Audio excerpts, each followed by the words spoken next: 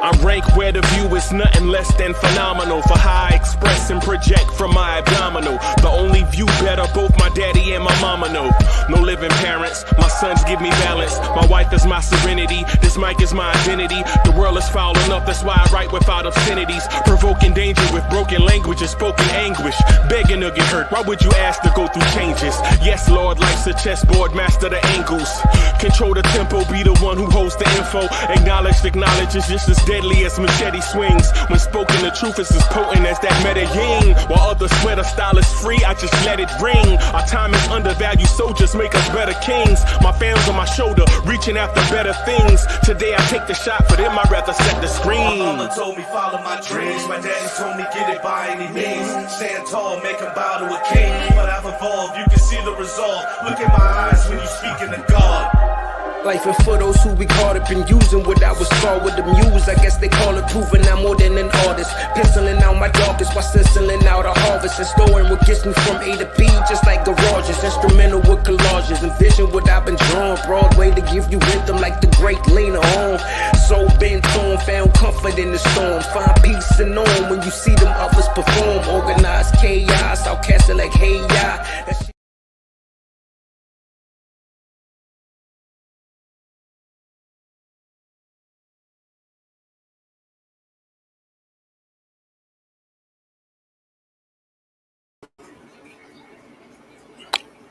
Whoa, yo, party people in the place to be. What's good? It's the #1 Chief Rock and Knicks universe. Your main man, Uncle Freezy. What's going on with the camera? There it is. What's good, everybody? Welcome to the premiere Knicks in the Nighttime show, the Knicks at Night podcast. Salute to everybody watching, hanging out with us late on a Sunday night, early Monday morning. Salute. Just want to come through and rock for a little bit. It's been a couple of days. So just wanted to come through and rock. Don't have any pressing news. Just coming through to talk that Knicks talk the way that y'all like to have that talk to y'all.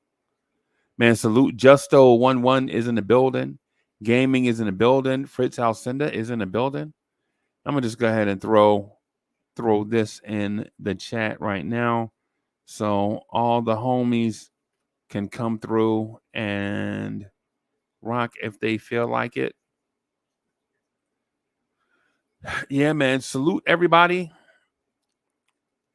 Man, you'll be amazed. At Mega is in the building. Salute. Man, y'all will be amazed by some of the questions I've been asked over the past few days. I've been asked questions about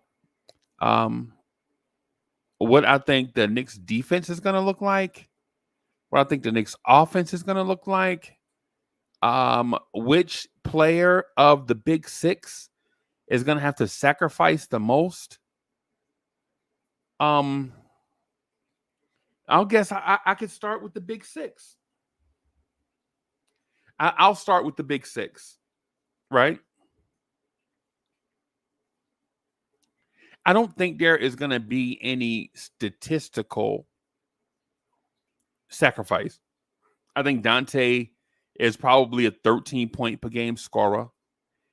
You know, I think Josh Hart is a 10-point per game scorer, right?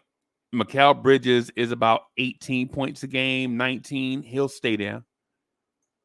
OG Anunoby is about 14, 15 points a game. I think he'll stay there. Randall is somewhere between 22, 23, 24. I think he'll stay there. I think Brunson is about a 27-point per game scorer, and I think he'll stay there. Let me. You know what? I have a spreadsheet. I can have the spreadsheet do the math for us. Imagine that. How about Uncle Freezer use his brain? Using your brain is good. Let me see. I'm going to go here. Pull up Knicks roster. Where are the minutes? There we go. There we are. All right. So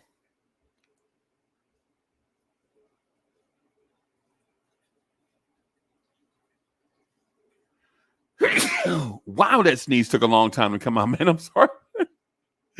Yo, that was mad uncomfortable, man. Sorry about that, everybody. So I'm going to add this presentation to the screen. And it's a points per game presentation, I guess. Slightly, if it will cooperate. Okay. Share. All right. So I'm going to have... Let me... Okay. All right. There we go. All right. So I'm going to have this be their points, right? Right. And then I'm going to have this. I'm going to have this be the total.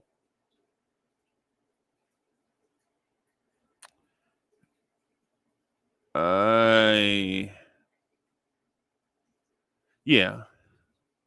I'm going to have this be the total. All right, so this is minutes right here.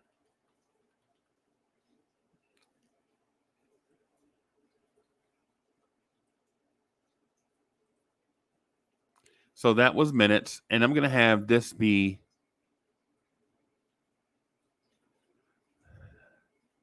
I don't want to have that conjoined.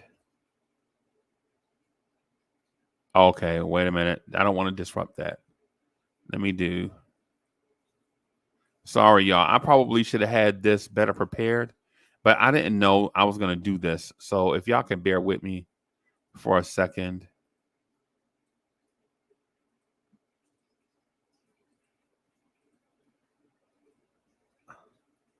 Okay, so I got something going on. All right. So I'm going to have this be points.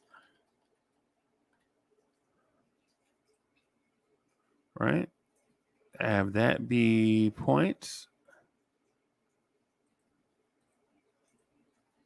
Or maybe I won't. You know what? You know what? I'm going to take this and copy it and put it on another sheet for us. Paste. Right? And then have that be that. Right? And then we'll put points right here. Right? And then have our total team total be here. Right? And then I'm going to have this be... not that. Have that be this. Where's my plus sign? There it is. Okay, so I have that be this plus this plus this plus this plus this plus this plus this plus this plus this plus this plus this plus this plus this. Oh, shoot. I did that one already. Plus this. Why do I keep going? Plus this. Plus this. Plus this. And then close it.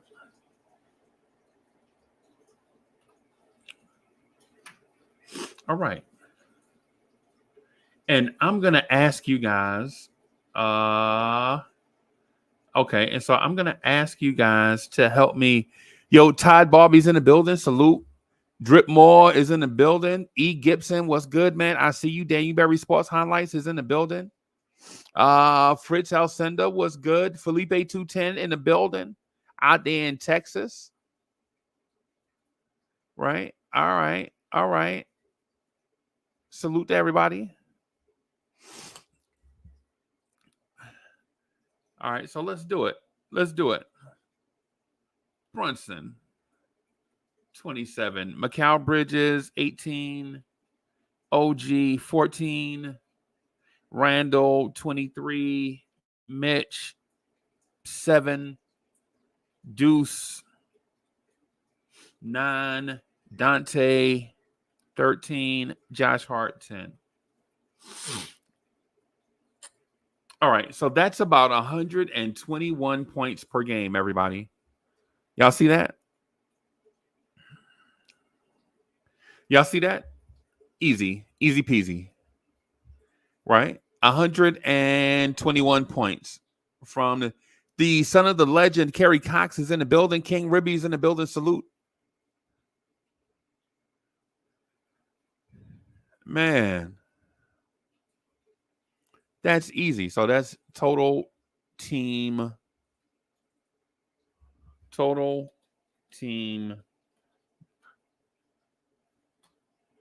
points. And of course that'll vary. Based on a lot of factors that I don't want to get into at this moment. It's going to vary based on injuries, who plays, and all of that stuff, right? But here's one of the so I'm gonna cut that.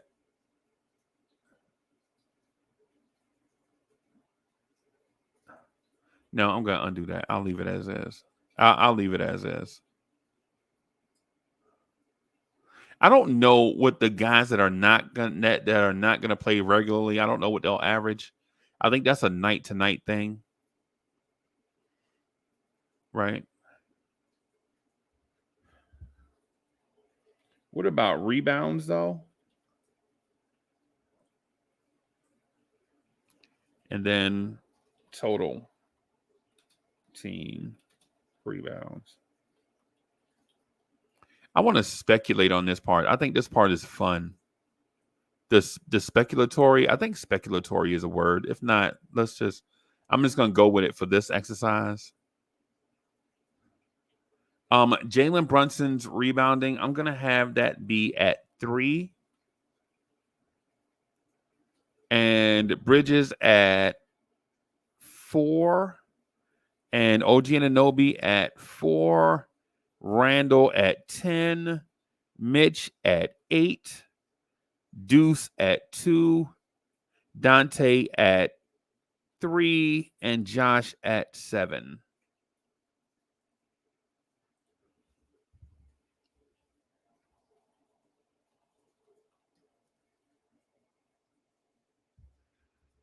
That's not a real impressive number. 3 plus this, plus this, plus this, plus this, plus this, plus this, plus that, and close it. 41 rebounds. I don't. Me no likey that number. I don't necessarily know if I like that number, everybody. I don't like 121, and I don't like 41. So we may have to have a conversation about that.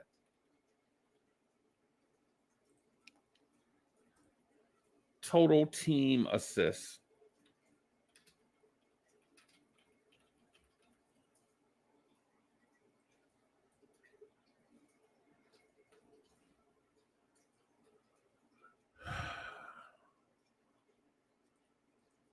I had team up here twice, everybody. I don't know why I had team, total team.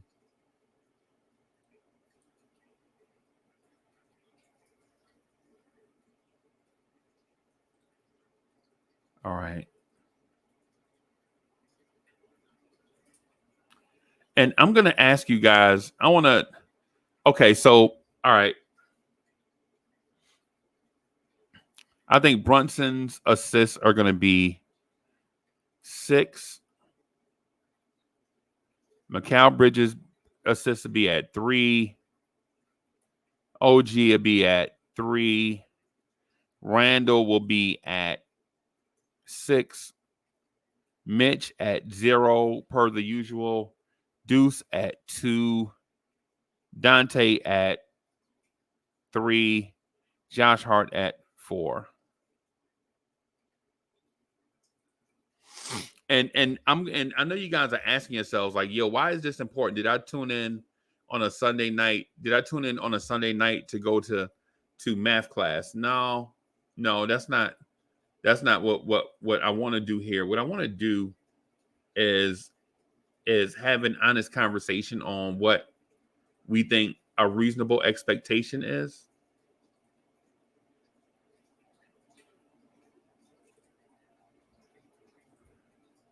I want to set a reasonable expectation. And so total team points, we'll start with equals. And then do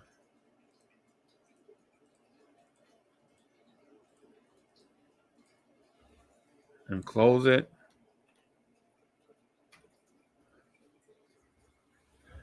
Right?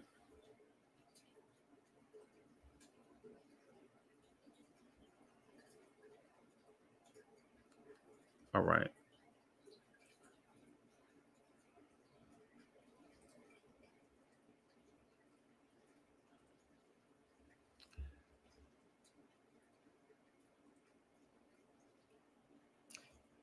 King Imbert, salute.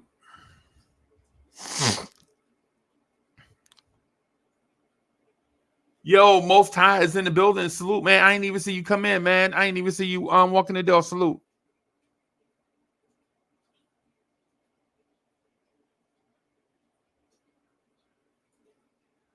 Right. So the reason why this is important to our conversation, right, is I want to set a reasonable expectation for what I think we're going to be. So first of all, let me change this here and go to ESPN, NBA, and I'm going to go to stats, right? And I want to go to, so I want to go to stats for this, and I'm going to do a small compromise. I mean, not a compromise, but a small comparison to what the Knicks averaged last year versus what I think they'll average this year based on what we have here, while at the same time letting everybody know what our team need is. All right. So for team, right? So the team that scored the most points in a season is Indy at 123.3 points a game. That's the league leader right there, right? The league leader in rebounds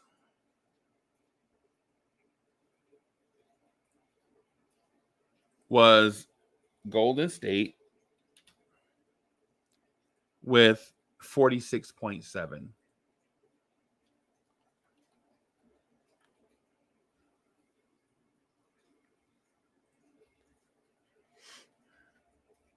The league leader in assists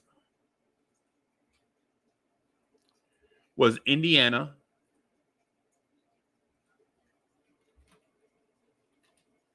at 30.3.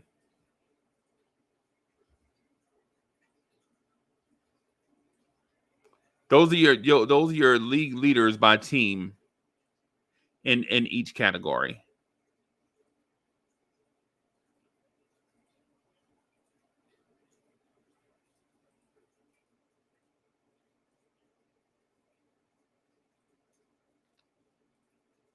Those are your league leaders by team.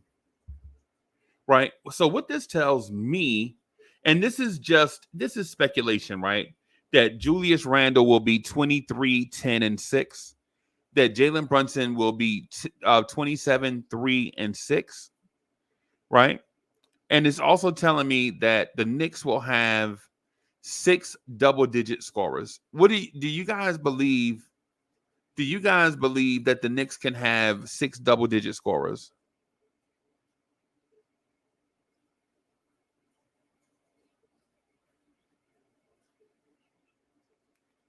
Justo says Mark Williams over Walker Kessler. Yep.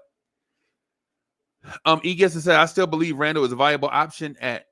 Oh, Richards is a viable option at $5 million over the next 2 years, 10-8 on 69. Yeah. I want to get to that. I'm gonna get to that because there's a gap here in that last yellow box. And I'm going to suggest that his name is Center X. And I think Center X will come in here and get us about 5 points, about 4 rebounds, and 1 assist. That's what I think.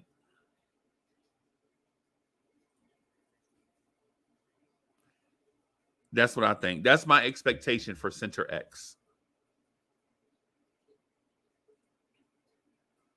Let's see. 10. Okay, so 10 wasn't included. So I'm going to include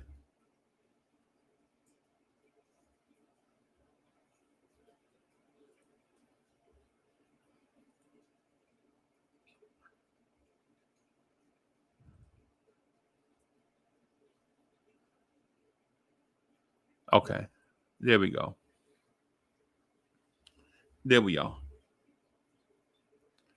So Center X. So what I'm saying to everybody, I guess, is I think our center position is going to get us 12 points and 12 rebounds, 1 assist. Yo, Elvis is in the building. Yo, Atkins is in the building. Salute. Salute, my guy. Salute. And so what I'm going to ask you, chat, is this. If you believe these numbers are not accurate, tell me why you don't think so. Right? Tell me why you don't think so. Right? For one. And then 2, tell me why or how we can improve these numbers.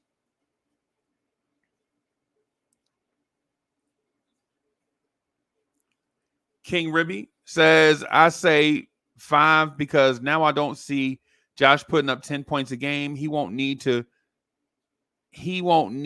straight defense, but if a shot is open, I see him taking it also. Yeah.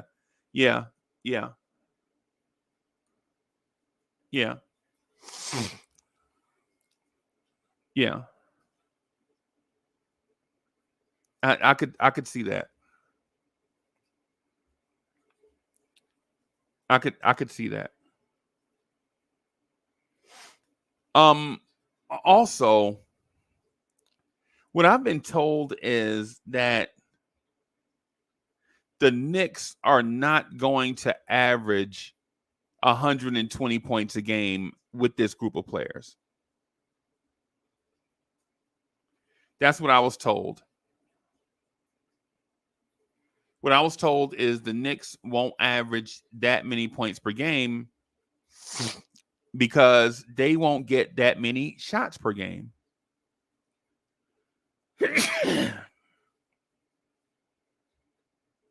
Excuse that, y'all. I'm sorry. So last season, the Knicks averaged 88.7 shots per game. Right?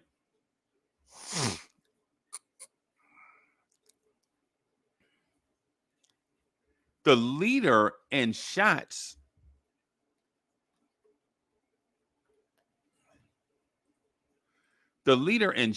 per game last year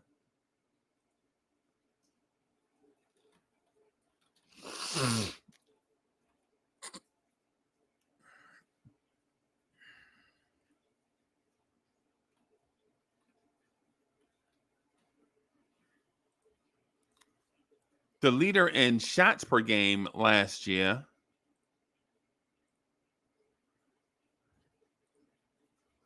bear with me as I find it, was the Indiana Pacers at 92.7.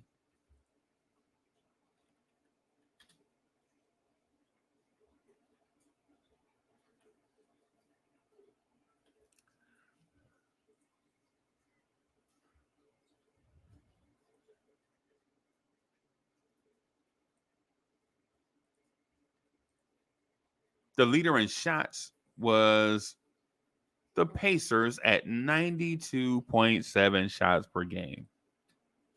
The New York Knicks took 88.7 shots per game. So they're four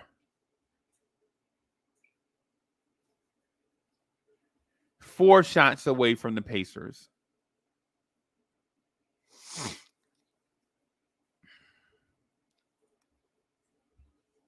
So how do the Knicks get back to 88.7 shots per game, everybody?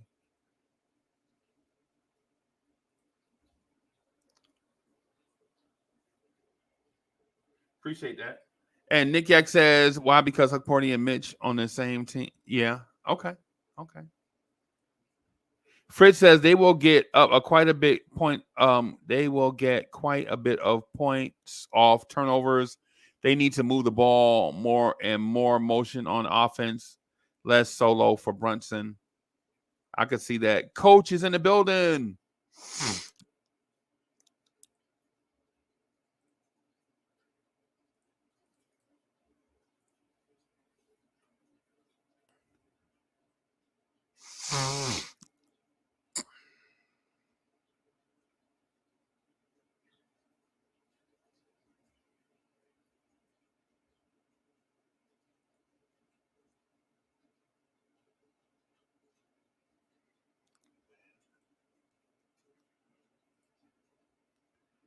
All right. So the shots per game, right?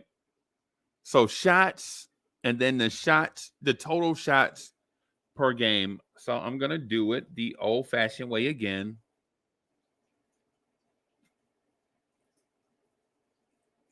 Coach, what's good, bro? What's good? How you tonight? I'm good, brothers. Salute to everybody.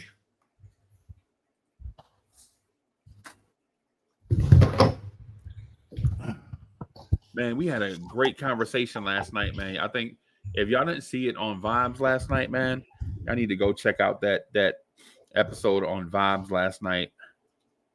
That was a great time. Unless YouTube took it down. But yeah, shots per game, right? I'm just gonna go to our team. I'm gonna go to our team stats on that really quick. Go to stats. Go to regular season and go to FGAs, field goal attempts per game. Brunson had 21.4 last season. I'm gonna say that was due to injury. I'm gonna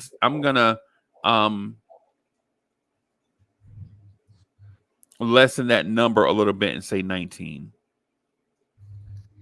Bridges, I think, is gonna take about 14 shots a game. OG, I think, is going to take about 10 shots a game.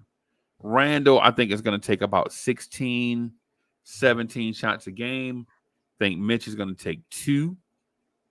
McBride may take 6. Dante will take 11 or 12 or 13 or 14. And Josh will take 8. Center X, I think, will take 2. Right? Oh, look at Bim. Man, he good. Fritz Alcinda is in the building. So I didn't, before I got to 89, I didn't do the math. I didn't do the math on a total shots per game last year. But last year they took 88.7 and I speculated and just guessed. And that total came up to 89 shots. So I'm lucky that I got on right there. Mm-hmm. Fritz, what's good, bro? What's up, Fritz? Hey, what's going on? How you like my calculated gymnastics, bro? Interesting. Is interesting, right? Yeah, It's interesting. yeah. Yeah, I don't think the Knicks gonna have a tough time next year with scoring. And yeah, scoring. No, I don't think so. I don't think so. What I wanted to do though is show something to everybody where we can do less speculating and more tracking, because I think at times we have conversations that go in a number of directions. And so what I'd like to do is have a tracker for us, right? Because the obvious thing is everybody hates Randall except for the ones that appreciate Randall, right? So every conversation is going to be Julius Randall doesn't fit some type of way. Is some fans are going to conjure a way where Randall doesn't fit, right? And so the first thing people mention is, well, Randall has to take a diminished role because of the new additions, right? And what I would say to that is, on what planet and universe where people have common sense does a multiple time all-star take a lesser role so that role players can become all-stars? Exactly. It just right. It's like the coach. You remember when the New England Patriots signed Fred Taylor, and people were like, "Man, Fred Taylor, Tom Brady won't have to throw the football because they had Fred Taylor." No, nobody remembers Fred Taylor in New England, bro. That wasn't the real Fred Taylor anyway. That wasn't the real Fred Taylor anyway, right? Right. Anybody remember Chad Johnson in New England with Tom Brady? Oh yeah. Oh yeah. Yeah. So basically, what I'm getting at is I'm doing the tracker. I'm doing the tracker so that we can legitimize realistic conversations, right? So, coach, seeing this, is it possible? Is there a world where you can see the Knicks scoring 126 points a game? I mean, even if everyone on our team, because they all are playing with more scores than they've all been used to playing with, like even if each one of them take a 2-point dip off their averages, just because there's so many other scores on the team, right? It's gonna happen. I mean, because there's just a lot. There's just a lot of points there to be scored. Like, are those numbers under points that you have in that column? Is that their averages, or what you think they're gonna have? No. You mean the Knicks? The individual player? That's what I speculated they would do. Oh, okay, got you. Like for me, and you're being the only one out of that group I think might be less than you predicted was Brunson. Not because I think he's gonna fall off. I just think because others are going to be scoring, he's not going to have to take on as much scoring. So I think him and Randall are going to be close. Okay. Like, I think they're both going to be around 23, 24. And then I think Bridges will be that tickling the 18, 19, 20, dependent. Kind of like, I mean, somehow it was like that Brunson's first year with RJ. RJ was tickling that 17, 18 at one time for a little bit. And obviously, Bridges will be doing that for sure. So, the long story, hell yeah. The thing is, I don't know how much our pace of play is going to change because obviously our defense is going to be better.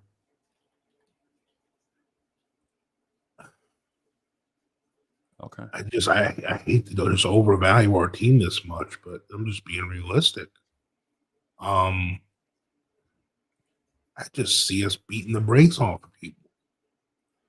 Right.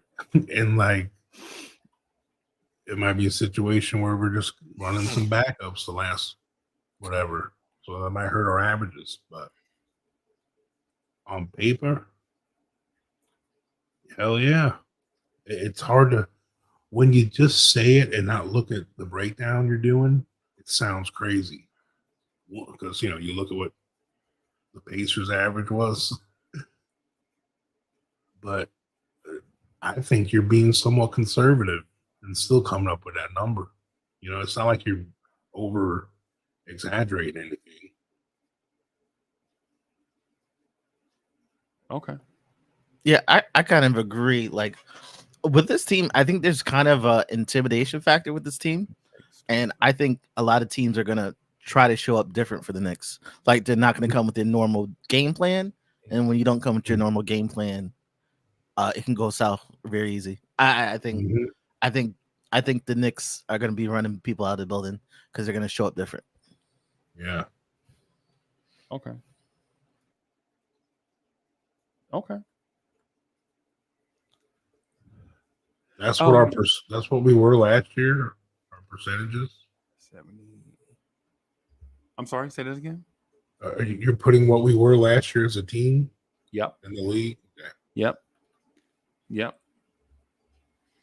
So what I'm gonna say is on yo IKBM Dre is in the building. Sherwin is in the building. Salute. So what I'm getting at with this everybody is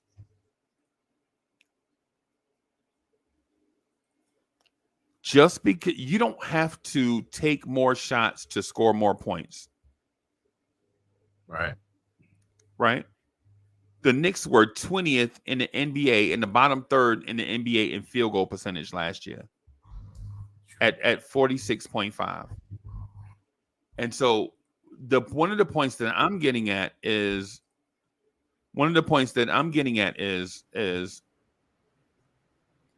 you don't have to put up 100 shots a game. But what you could do is have a higher effective field goal percentage.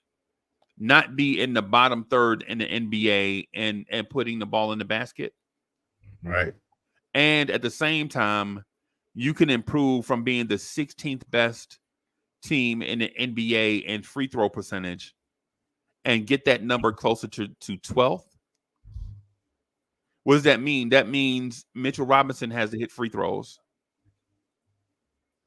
IKBM Dre is in the building. Salute. What that means is Mitchell Robinson has to shoot free throws. Guys that are borderline,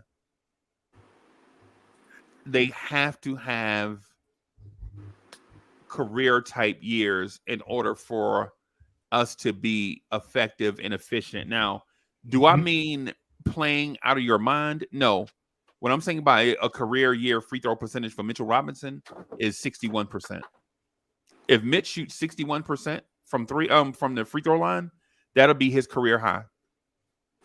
Hey, Freezy, can I push back a little bit? Of course, that's what I do the show for, so people can come up here and push back. You can say that in theory, but the Pacers were the most efficient team in basketball with the highest pace. Right, we ain't talking about the Pacers though, bro. I know we talking about the Knicks. We're talking about the Knicks, yeah. And the way for us to, that's a lot of points. I'm gonna be real with you. That is the most points ever in a season. Okay. After the Pacers just was damn near on the threshold, or I think the Pacers did have the most points ever at 123. Let's be realistic. Has there been a group of scorers on the starting lineup like this? The Warriors? In recent memory? Okay. 2017 Warriors. Besides, we're not that team though. I know it's blasphemous to say offensively we can run with that team, but because we're thinking about the shooting but besides Clay, obviously Clay, KD, and Steph. Like But that's a load right there, man. I understand, but they only could score so many points per game, is what I'm saying. They weren't each scoring 30. You know what I'm saying? Well, we're not gonna have 4 20-point scorers. We're gonna have 3 of them. Right. And that usually translates to. And what I'm saying is, obviously, our top 3 scorers don't, but our fourth and fifth score were above what their fourth and fifth score was. Who's our 5th scorer? Dante off Okay. the bench. 4th scorer is OG, and he's never averaged more than 15. Right. McCall's coming off of so year. He averaged 20. This is where I think about it. I think we're like if anything's an indicator, like I know Freezy, you don't want to say pace isn't an indicator, but it greatly factors into this. And I don't think we're gonna average 126. I think we're gonna be around 118, but we're probably gonna be one of the most efficient teams in the entire NBA in that process. Like I we're not gonna magically go from being the 29th and 30th pace team to pushing the ball up and down the court just to even get the amount of shots up required. Because even if we don't get the shots up, we dominate on the glass to offset the fact that we don't shoot that well. But if we're shooting at a better clip, hypothetically speaking, the offensive rebound attempts that will offset will be gone. So it's like one of those things where, yeah, I can see it, but I also see as probably being one of the slower paced teams, but also still being hyper efficient in that process. It doesn't mean you're going to average 126. Probably it's in all likelihood, we're probably going to average sub 120, but it's probably going to be a top 3 or 4 or 5 offensive team in terms of effective field goal percentage. But what are you basing that on? Uh, what basketball is, the math No, problem that don't do, basketball is. yeah, don't do that, bro. Come on, man. Ain't no, we not, we not fools up here, bro. What we saying is, what do I'm you not base saying it? you're a fool. I'm saying No, I'm saying 126 is a lot of you're points. saying like what I'm asking you is like, what are you basing the 118 number on? The fact that we've never been anywhere above 26th in pace while Okay, having way more shots than other teams because we dominate on the glass. We've never had this group of players either. We've never had this group of players. so Dre, I'll tell you why I asked you what are you basing it on, right? The reason why I asked that because what the stats that I looked at on ESPN.com was based on a team last year that had a lot of injuries and a lot of guys missing time and not a lot of groups that were forced to play together for one reason or another, whatever the reason was, right? They were forced to be that, and they averaged, I think, 112 points a game, right? And so what I'm saying is and basketball was still played, by the way, when those guys were out. Right. So what I'm like, I thought when I asked you that, I thought you were going to say something like, the backup point guard situation is still in flux, maybe, No. or that's why I was asking. That's the reason why I asked it. Or maybe you were going to say it may take them some time to gel, and then they'll get hot later on in the season. No. I think we're going to be one of the best offenses in basketball. Period. I just don't think 126 is graspable. Reasonable. Yeah, Right. that's the only thing. I think straight up, Freezy, if you ask me right now, I think we're probably a top 3 offense in basketball right now. No practices. Okay. No practices, no chemistry, no nothing. Right. But the sum total of getting that 126 has nothing to do with like our talent level or our ability. It has to do with trips up and down the court. Like we're gonna be this type of team that we may average 118 and we hold teams to like 105. And you're like and if you're talking about like a split difference or a net rating of that would be basically one of the best teams The in the greatest NBA. ever. Yeah, like Scott, like 120. If we average 126 with the defenders that we do have, it would literally be the best basketball team ever.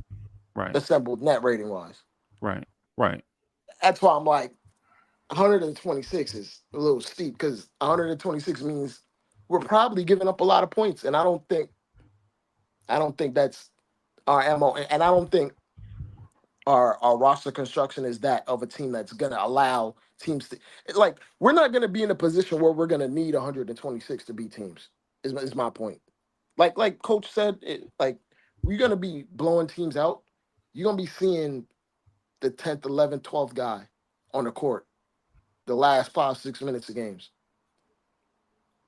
And that will shift and hold you from being able to reach that 126 because every night you're not going to get 120. Like if you get 100, like if you wanted to maintain 126 and one night you get 118, then you got to get out and drop 136 or 134 the next night or 138 the next night. You got to offset that. And like that's a very high number. And Okay. and the way the Pacers even get to that, I think is borderline inflation. Like their offense is really inflated. How they get to that 123, you have to do a lot to actually get up there. And I don't think it's not that we're not capable of it. I just think it's not going to be necessary. Okay. So I get your point, but so let me ask this then. Of all the NBA, of all the teams in the NBA that score a ton of points, are you saying that Indiana maybe gives up a lot of field goal attempts because they take a lot of field goal attempts? Is what I'm hearing? Well, the way they do it is they funnel guys off the 3-point line. They'll live with the two. They'll live with you taking a lot of twos or early twos, but their whole thing is like a math problem with them.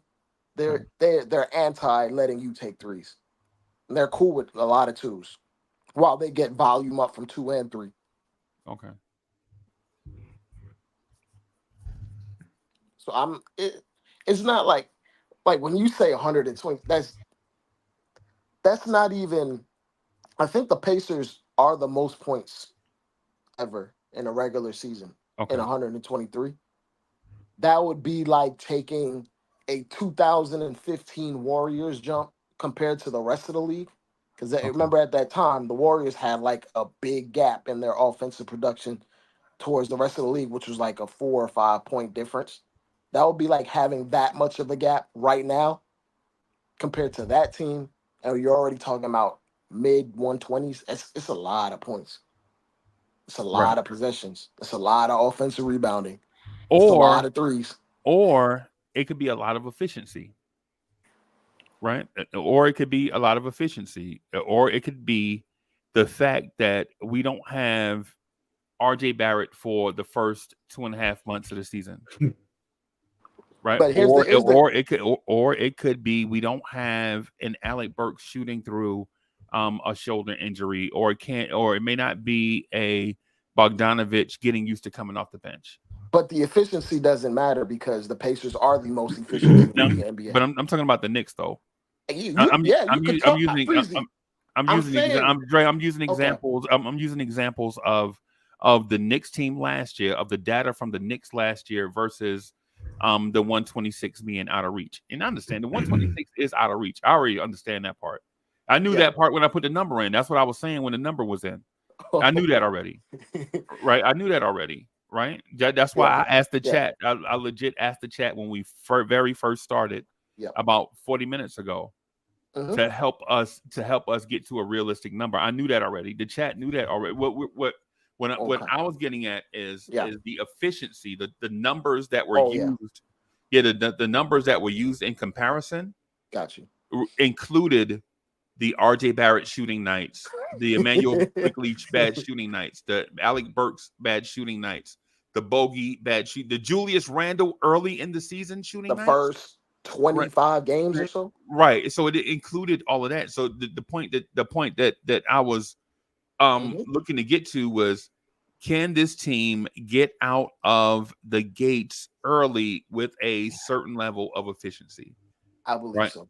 That's what I'm saying. Like I'm not saying that the Knicks are going to run up and down the floor and it's going to be a race to 200. That was never the point.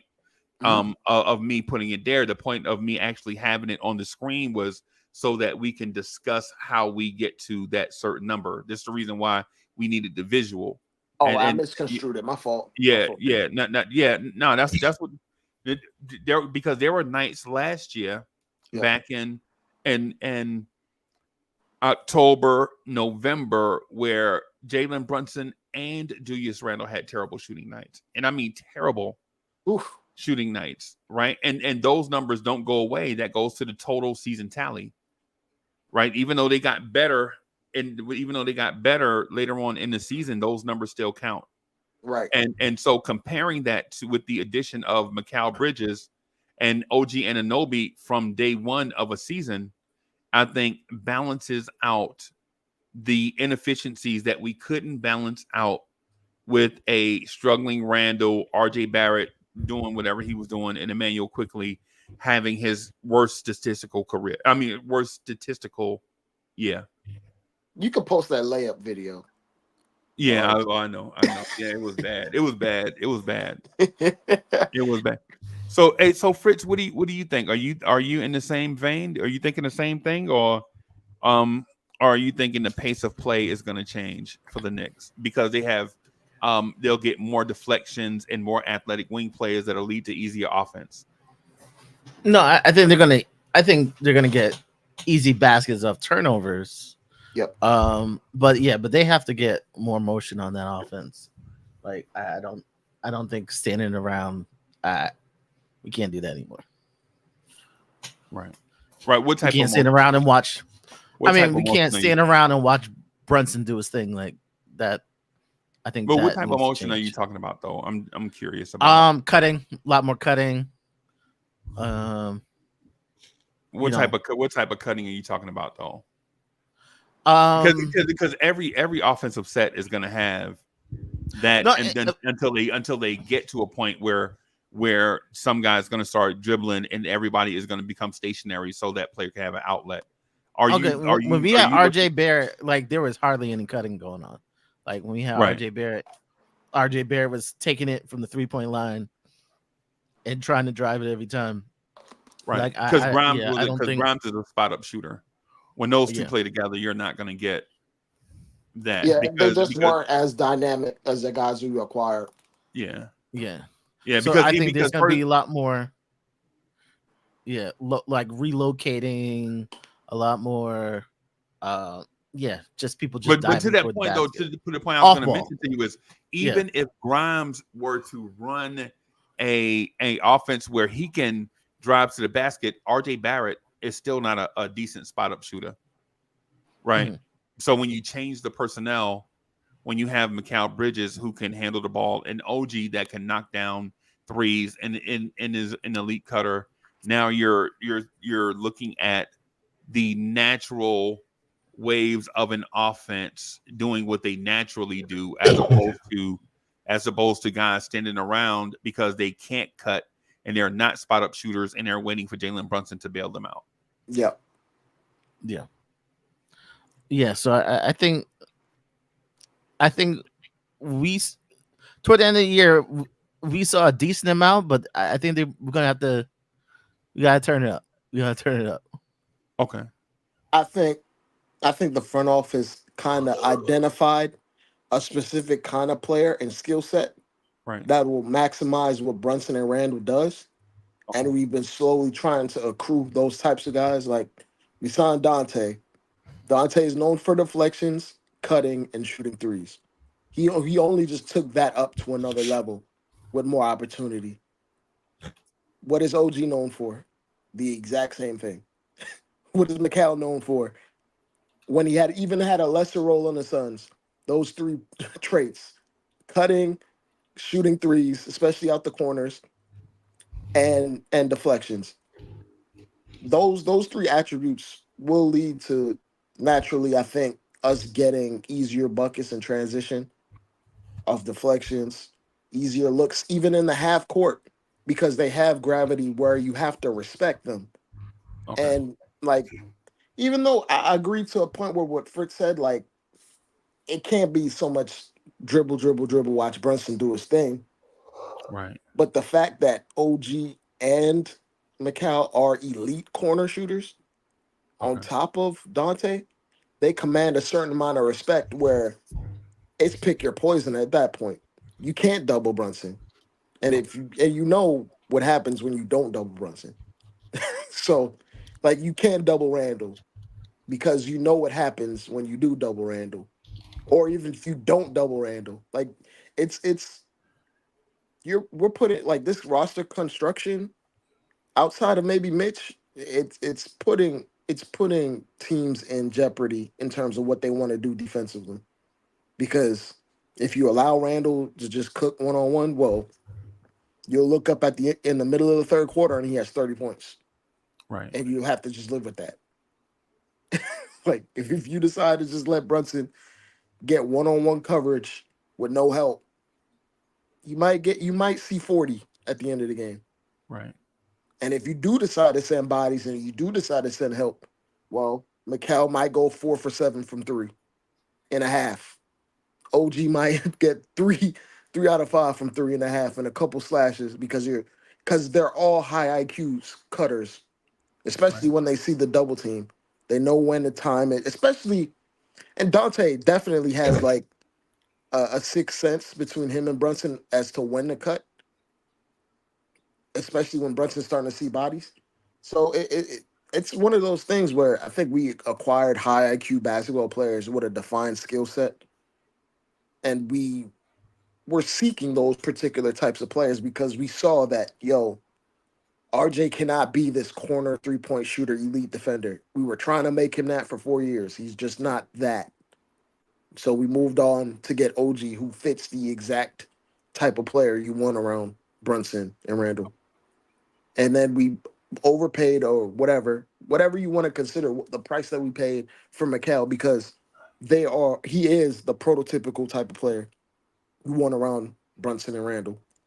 Okay. They're all we have just so many pressure releases on this team. Like it's gonna be a fun year. I don't think we ran as much ISO as people are accusing us of either. Right. Because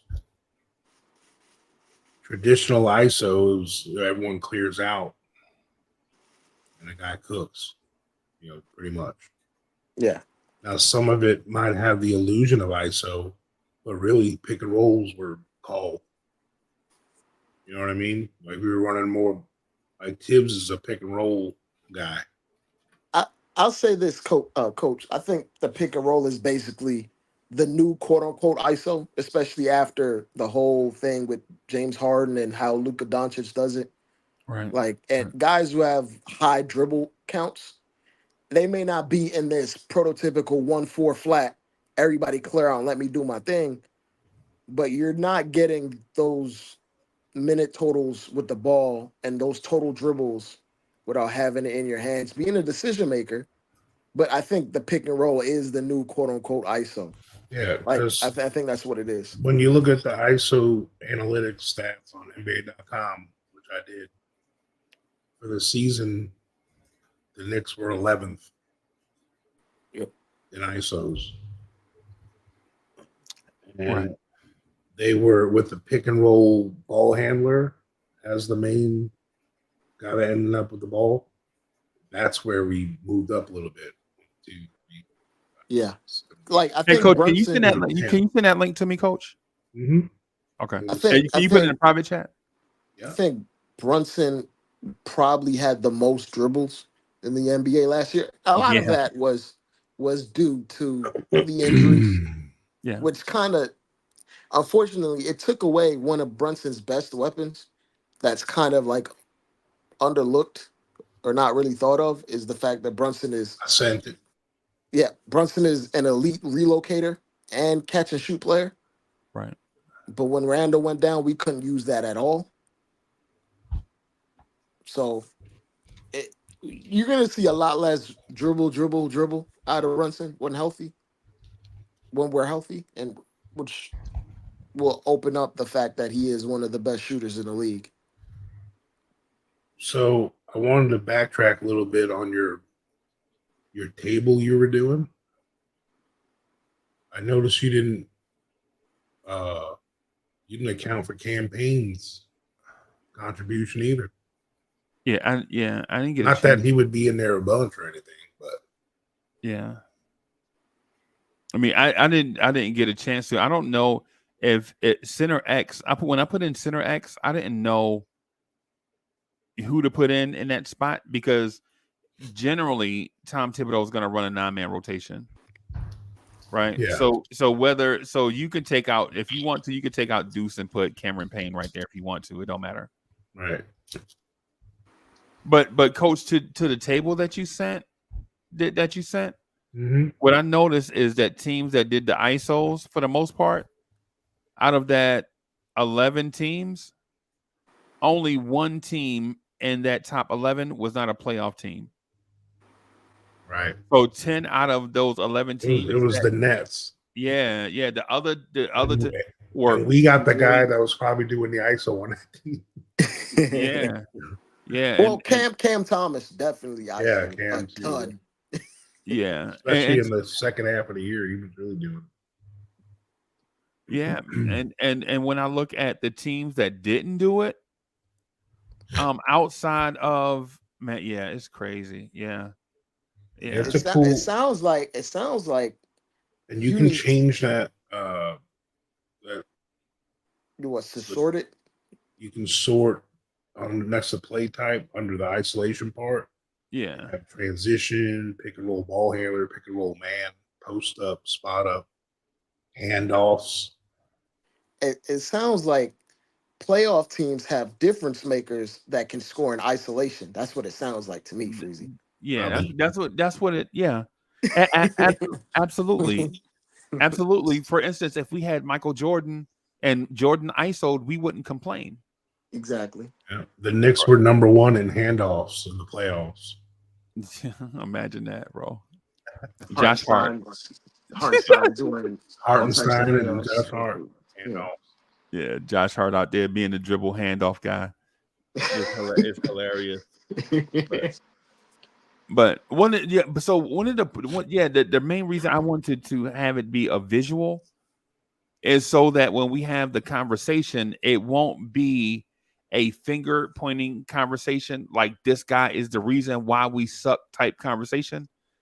You know, you do the visualization so that you can understand what part every player has to play in a successful offense, defense, transition, rebounding, all of that type season. I'm gonna get some water, man. I'll be right back, y'all. Yeah, so like shout out, chat. Yeah. Make sure y'all smash that like button, and notifications, that subscription button. So Shit. one of the things that seems crazy to me is I know, like, I'm even trying in my head to really be realistic with what everyone's going to average. And I know it doesn't work that way. Like when you see everyone's average per game, it's not like you insert it every game, no matter what. Yeah. Like there's gonna be some games where Brunson or Randall or one of them might go off and get 30 something. And the other ones might just have either an off night or just they didn't need to do nothing. You know, they only had like 14 on like 6 of 8 shooting or something, you know, and they were just, you started blowing somebody out. They sit down, you know. But then like the next game, they're the one that gets 35. And that's why those averages become their averages, you know. Right.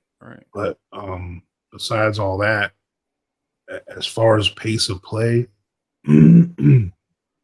naturally our improved defense is going to bump that up because we're going to have a lot more transition baskets next year.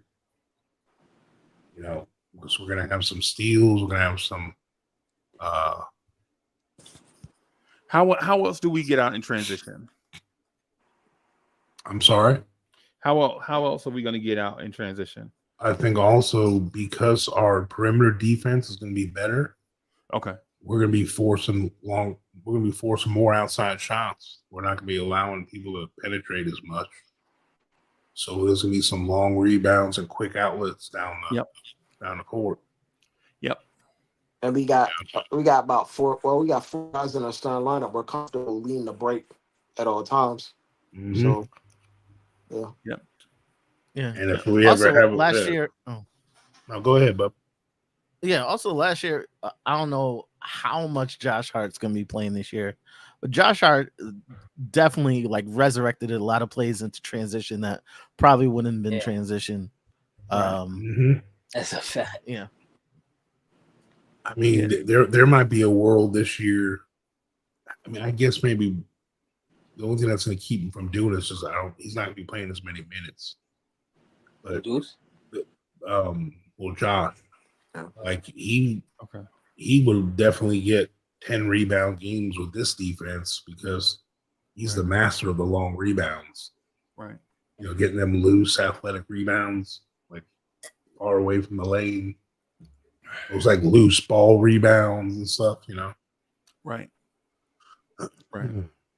Right. Rebounding out of area, like those long caroms. We trust Josh Hart to beat a big man to him, and then get out and run and outpace him down the floor.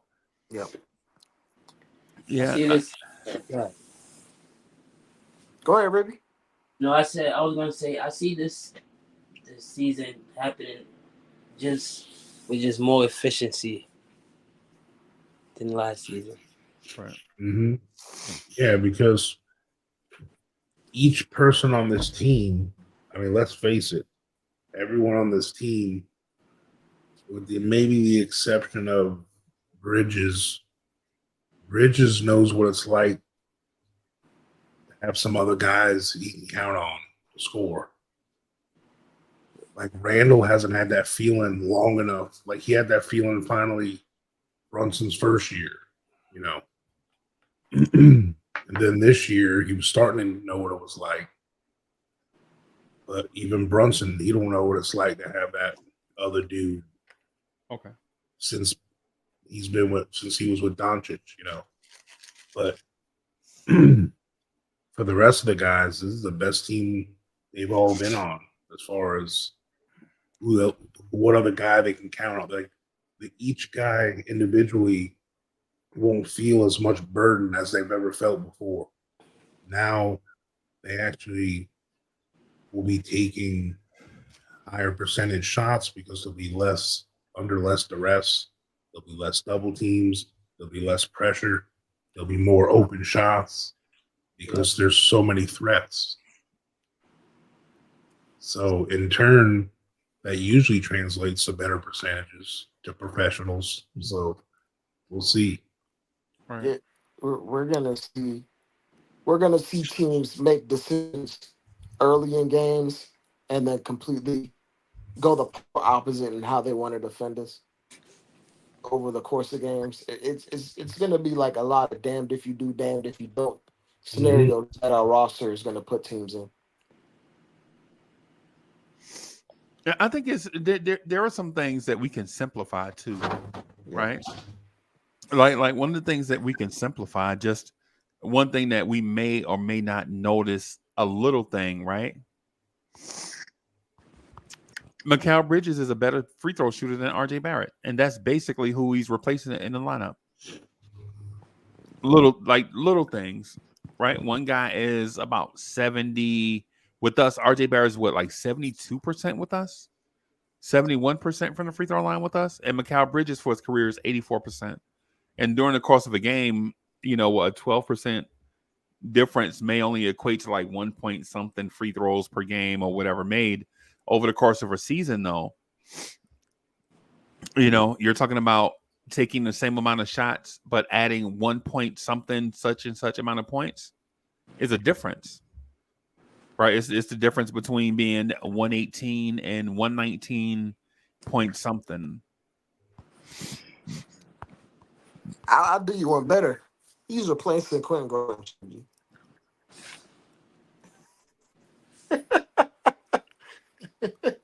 Wow. Yeah. What?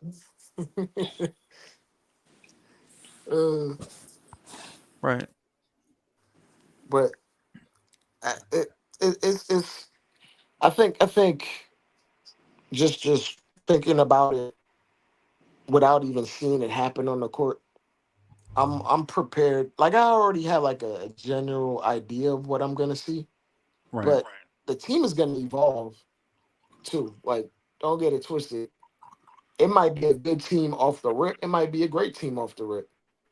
But what we see in October, November, December, this like it's gonna get ratcheted up by the time we get to March and April. Right. Like we get a full camp with these guys, and then they're gonna develop more chemistry as the season goes along. Like the thing that we were seeing, Freezy, before Mitch down, we were seeing on a pick and roll at the 4 and the 5 with Mitch Right. in December and January, and then that kind of had to go away as Mitch got hurt. I Right. think there's something to that we're gonna see again, where we're having Randall go downhill, and he's spaced out with three elite shooters, Right. and Mitchell's his role man. You might be seeing a like Randall's probably gonna get a lot more triple doubles this year than he Mhm. did even in that 2021 season. yeah, Yeah. yep. Like Yeah, Randall may not average 25, 26 like he once did, but he's gonna be super efficient 20, and he's gonna get a lot of 10 assist games with this spacing. yeah. I was gonna say he's gonna go back up to his 6. He's gonna have. I think he's gonna have 6 assists a game, and I really think He might be realistically, pushing 7. I'm not gonna lie. Brunson is gonna be 8 or 9 assists a game this year. I'm telling you. 8 or 9, coach. Yep. Okay. He's gonna go down to about 24 points a game, and he's gonna get about 8 to 9 assists. Okay. I like you can look around the league even when like the Celtics made the acquisition for Porzingis. Jalen Brown and Tatum's like scoring numbers went down 3 points plus, like Right. naturally, and then of course Kristaps came in and averaged 20 that year. And then you're looking around their other role players that they have, or quote unquote role players. I don't even consider them role players. And here's why I say Brunson's gonna have that money. Two obvious reasons. Number one is he's obviously not going to be having to be the take on the man. I got to get some points role. Yeah. So he's going to go back to a little bit of his traditional point guard mindset enough to where even if it's 2 or 3 passes that he wouldn't normally take, he's going to take with this group. And then the other part is who he's going to be passing to. I mean, he averaged 6.7 assists last year. So just because he's passing to better people in general, he's going to finish off some what he assists he would have had last year. The only way I see him getting like to 9 is if he starts actually throwing that lob. Mm-hmm. Like he's gonna need to throw that lob. The lob is gonna be open a lot more when you have OG in the corners, you have McCall in the corners, you have Randall on the like. Even if Randall is not a 3-point shooter, you can't give him a runway. Well, I see Brunson getting some drive and kick out assists. I think he's pretty good at that too. Yeah. Like I think he's pretty good at that, but like the difference in the guys that average the high 9s and 10s, like in assists, they all got that lob in their game, that lob pass. Mm-hmm. All of them. If you look at Luka, even Jokic, like Trae Young, the guys that average 8, 9, 10 assists, they all throw a lob at a solid to really good level. And I think Brunson may err on the side of like not wanting to turn the ball over. Right. But he's gonna have to throw those lobs. And also, I'll be right back, guys. all right. Like also when you have a more talented team, naturally, I think more turnovers come with it just because of the skill level going up. There's more risk, there's more chances being taken. Like just look at a lot of the most talented teams in the league. They average a nice little bit of turnovers, but they offset it because they're so talented. Them being risky or them trying to be imaginative in their play style, it usually benefits them more often than not. Like that shell, like I think we were like sometimes you go into a shell offensively where we're so averse to turnovers. We're not that imaginative in how we play. We're not that free flowing at times. Yeah, I agree. That makes a lot of basketball sense. That makes a but to the point of the 8 or 9, man, there's no way Jalen Brunson's averaging 8 or 9 assists, bro. He's got to There's throw a lot of lobs. there's no way that man is gonna have to have a rebirth because he's not wired to throw lobs. He's not wired to do those things. And so here's the thing with unselfish point guards that get high assist totals. The one thing that they do better than everybody else that gets them a large number of assists is when they get the ball in transition, they pass the ball ahead. They do pass aheads, right? They get it. Everybody is in an outright sprint, right? They will pass the ball ahead, and a guy will either dunk or get a layup at the other end. Jalen Brunson gets the ball, and everybody is sprinting, and then Jalen Brunson sprints with the ball, knowing he might be the 5th fastest guy on his own team in sprinting, including Mitch. Right? And little small unselfish things like that. Pass the ball up the floor, right? Because the ball is faster than the man. Right? With Tyrese Halliburton and others that have high assist totals, 3, 4, maybe 5 times a game, you'll see them pass the ball way ahead and let others create at the rim. And maybe they get an assist and maybe they won't. But if they do it 5 times and they get an assist half the time, that's still 2.5 assists. Right? I agree with you, Freezy. I was going to say this. Oh, my fault for cutting you No, off. go ahead, bro. I was going to say that there's also, like, I think that might be, like, one of the skills he doesn't possess. Like, when we talk about Trae Young, he throws every pass with both hands. Yeah. I ain't never seen Brunson throw a lob with his right hand ever in my life. I ain't never seen Brunson push it up with a right hand pass, which is like I don't think he possesses that in his game, at least not yet. Right. All his like dazzling, quote unquote dazzling passes are all left hand dominant. And of course, most players are best with their dominant hand. Right. But the elite playmakers that average 8, 9, 10 assists, they getting it going with both hands. And Jalen Brunson's thing is he is a dominant hand passer on the open side of the floor. Yep. Right. That's one thing also, everybody, that we have to consider. Like if you're a right-handed passer on the open side of the floor, of course it's easier for you to pass on the open side of the floor. But can you pass? Can you pocket pass? Can you pocket bounce pass? Can you throw He lobs? can do it with his left hand. That's it. He can't do it with his right. Right. Like can you throw like Dre, do you know who led the Knicks in dunks last year? It was Isaiah Hartenstein. And he probably has 0.2 dunks a game. Yeah, no, he had 86 dunks. For real? Yes. I didn't feel like it.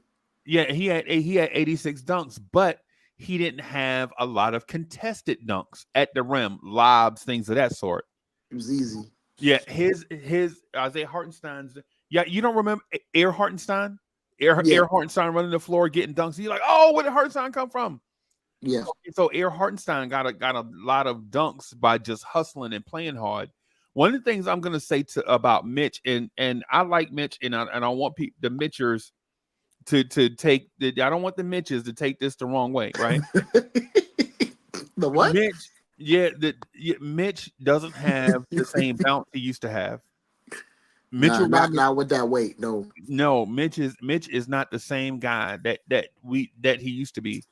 He Mitch, thinks he is. Sometimes he tries to go up and then he realizes he can't do that. right? The elevator, the elevator don't go to the top floor like it used to. Like he used to. Mitch used to go upstairs. Mitch don't go upstairs no more. Right? Mitch is strong. Mitch is strong like a bull now. Now you're not gonna bowl him over, right? But he don't go. It's not flight Mitch no more, right? It's one of the. And then at the same time, we don't trust Mitchell Robinson's hands in traffic because one of the things is even if he catches it, he's gonna get fouled. You already know the rule. If he catches it down, they just foul him. Right, that's just the rule. Yeah, I was gonna say that's one of the things I like about Huck Porty. He doesn't fumble. He doesn't have fumbleitis. Right. like you, if it gets in his vicinity, he's probably gonna snatch it. Right. So I agree with that. Like it's also I feel like to be real true. If you look up like the dunk totals of someone like Derek Lively or Gafford, Right. they dwarf whatever we do. And that's partially to do with the skill set of the guys giving them the ball. Right. I think I wish Brunson wish Brunson would leave his offensive game as is. He just worked on his passing because all kind of missing at this point is maybe an elite playmaker. That's about it. Like a playmaker that can make Mitch not liability. I like Mitch. Right. I just think that's not in his game anymore. So I don't want to make it seem like I'm bashing Mitch, but I think Mitch is a different player now than what he used to be. And that's the reason why I mentioned it, because last year Mitchell Robinson had 45 dunks. Right. He had 45 dunks, and I think he played like 30 games. So he had like a dunk and a half a game or something bizarre. Like if Mitch had played 82 games, Mitch would have had over 100 dunks. Right? But where those dunks came from is the question that we're trying to figure out. Like, was it just offensive rebound putbacks? Or were there plays there that can be unlocked that we can take advantage of? I think there are plays that are unlocked. Just watching us play, like sometimes you'll see Josh Hart take a pick and roll, and the roll man be wide open for a lob. You don't like with Mitch, even though he doesn't go to the top floor anymore, you have to throw him a perfect lob. Yeah. We have guys that don't even look for the lob. Right. Like Hart, like Josh Hart will get a pick and roll, go downhill. He doesn't have his head up. He's not looking to make a pass. We'll avoid that pass and go right back to kicking it out and then dribble drive all over again. Right. I think some of that, it might be coaching into us being like, we don't want turnovers, but I also think some of it is like skill set. Like, I don't think guys are looking for that lob. Or maybe they're not looking for that lob because, number one, we never had this level of shooting out on the court at one time.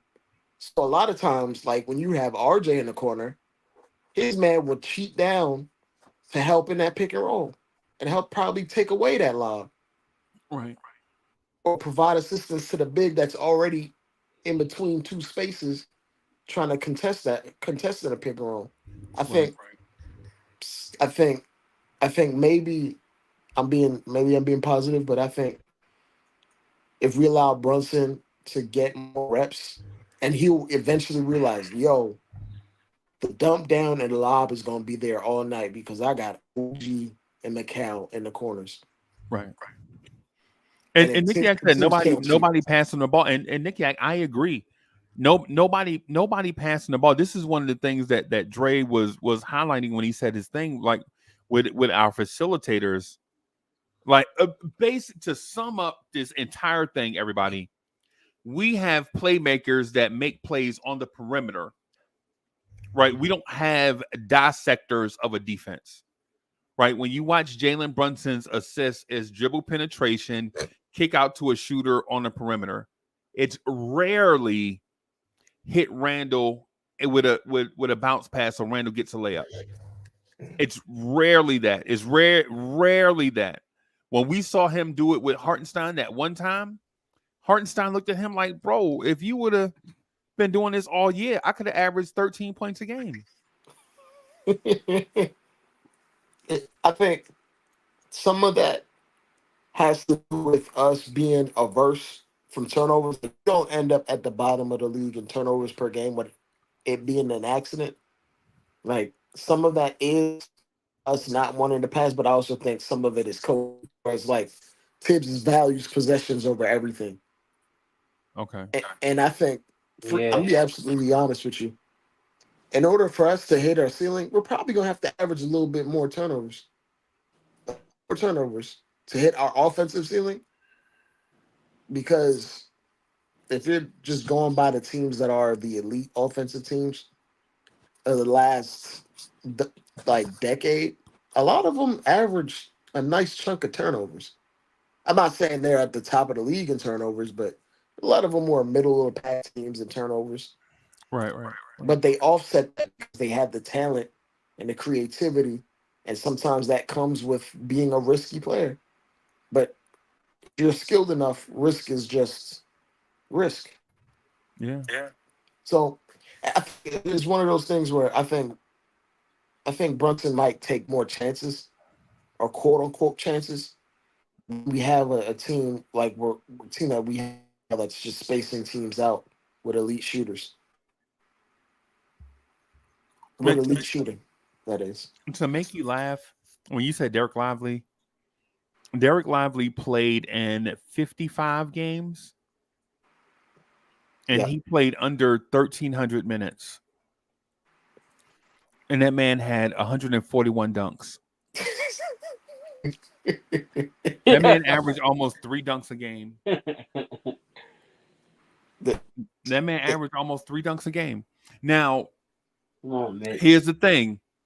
Before we jump out of the window, remember who the Dallas Mavericks 2 ball handlers are Yep. and who their coach is. Yep. Right? So part of that goes into the coach is a Hall of Fame point guard. They have 2 Hall of Fame ball handlers on their squad.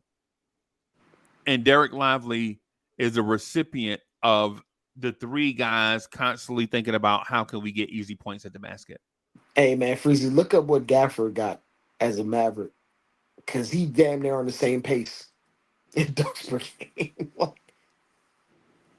Now, I don't know if you can split it between the Mavericks numbers and the Wizards numbers, but Oh, I don't want to see the Wizard. I don't want to see yeah, the. yeah. No, I got you. I got where you're coming from, but the Wizards numbers for me probably, yeah, But yeah. That man had 83 dunks as a Dallas Maverick, bro, in 29 games. That's crazy. That's crazy, everybody. That man almost averaged 3 dunks a game, also. Oh man. Yeah, and so to this conversation, right? For this conversation, I think we have to. And I was hoping that Fritz would chime in on this, but in this conversation, we have to pick which one we want and go with it, right? Do we want more cutting and guys occupying the paint, or do we want more lobs to Mitch? Because if you ask for both, right? If you want both in that painted area, you know what you're going to get. A clogged up paint. Now, does that mean you'll get more looks on the perimeter? Probably, but that wasn't our question. That's not what we asked for. We asked for more cutting, at the rim, more threatening the rim with active cutters, and we want more lobs to Mitch. And so if we want both of those, we have to figure out a way where we can get both of those and not have it be Hoover Dam at the rim. Yeah, I think that's why you eventually see Robinson or eventually phase out. Maybe not this year, but eventually. Yo, Freezy, not to cut you off. Coach said, can you drop the link again? Okay, I didn't even see it. Okay. Well, like the cutting becomes more lethal when you have a big that can shoot. Right. Because if you're just looking at the Pacers, their best isolation player is Pascal Siakam, and a lot of his offense is like in the isolation. A lot of it is like delayed transition, and then I hate that. they have like a lot of cutting and off-ball actions away from the play that allows a lot of cutting because their big is already outside of the paint in Miles Turner. Okay. So if you're trying to be cut heavy, you or you're trying to get like looks at the rim via cuts, Mitch is probably not your most ideal guy. If you're trying to run any iteration of high pick and roll basketball with Mitch, whether Randall is doing it or Brunson is the ball handler, McCall and OG are kind of like the ideal guys you want spacing, especially from the corners and wings. Right. If you're attempting to throw more lobs to Mitch, like it would basically Freezy, it would basically be like the Rockets offense of like 2018 on steroids, Right. Right. Right. where Capella couldn't really do anything in the paint but dunk. But did he get dunks? Like 250 of them. Right. Right. So, Right. like, and they had spacers and an elite ball handler. So, or two of them, that is. Yeah, and I think the lob thing, and I admire the addition of Lob City to the conversation. I don't know if we have a lob threat on the roster anymore, right? Because you have OG and Anobi at 240, you have Randall at 250, you have Mitch at two whatever he is, right? I have no idea how. Now, if we're talking about just field goal percentage at the rim, that's impressive. But because while y'all were having the conversation, I was looking at the shot percentages for each Nick from 0 to 3 feet at the rim. That's impressive for us. Even for some of the guards, that's impressive, man. When you have guards shooting like 59, 60% at the rim, Yeah. that's impressive, right? But if we're just strictly talking about that one play, though, the lob, I don't know if we have the bouncy athlete to I, do that anymore. I'll It's, be honest with you, Freezy. James Harden right now today would make Jericho Sims average 12 points. yeah, But that's his skill set. right, So that's something that's just him. It's not normal. It's only about 5 or 6 guys that can do that. yeah, But like in terms of making a limited offensive player, like double digit points or like that would require an elite playmaker or a lot of spacing or both. or both, Yeah. right, So like I understand that point. Like I'm not saying Ivanka Zubac isn't this lob threat, but James really makes it work. So right, if if Mitch when healthy, he's not gonna get to the top floor he used to get to, but right, he'll still convert a decent lob. Like right. he'll convert a somewhat. He's not catching those lobs. Like Freeze, you remember that terrible lob that got thrown to Mitch in like a Mavericks game? He had to reverse it. No, oh. Oh my god! Like it was one of his earlier years. Okay, Someone threw him a terrible lob, and he caught it and reversed it. right, right, And he's not no more. But he can catch a lob, a general vicinity of the rim and finish. And it might not even be a dunk. You might just lay it back up in. right, But at that point, like if you could do that, a decent enough passer could weaponize that. right. I think we just don't do a good enough job at that. I don't know if we'll ever be great at that. And if we're going to direction with a bunch of guys that aren't really great at throwing lobs, then you might as well get a center that shoots threes. Right. You might as well see if you can go get Brooke Lopez or something. Right. If that's how we run it. Right. And so the question I had for Fritz was, is the lob thing a thing, or are you referring to gravity at the rim to threaten all three levels of the defense at the same time? No, I'm just talking about just easy baskets, because like I don't. It doesn't necessarily have to be a dunk or anything, but just yeah. I think it's just cutting to the rim, getting easy baskets. Right. Right. I'd Okay. say it's harder to cut when like Mitch's man is in the paint because Mitch is a non-threat. Yep. Yeah. You can cut, Yeah. and then you cutting, and then you running into Mitch's man, and it's just like you cut just to run into a 7-footer. And it's difficult for you to cut when your point guard is a post up scoring guard. Yeah, it's like. But I think Go ahead, that's the Fritz. reason why they're taking so long trying to get a backup center. Yeah. Because Probably. we could have had like a bunch of like stand in the paint centers by now, but I think they're looking for whoever's gonna come for the future. I'm inclined to agree. It's one of those things where it's like you can cut, but you ain't gonna cut like the Celtics cut because No. Kristaps is spacing 28 feet away from the rim, Right.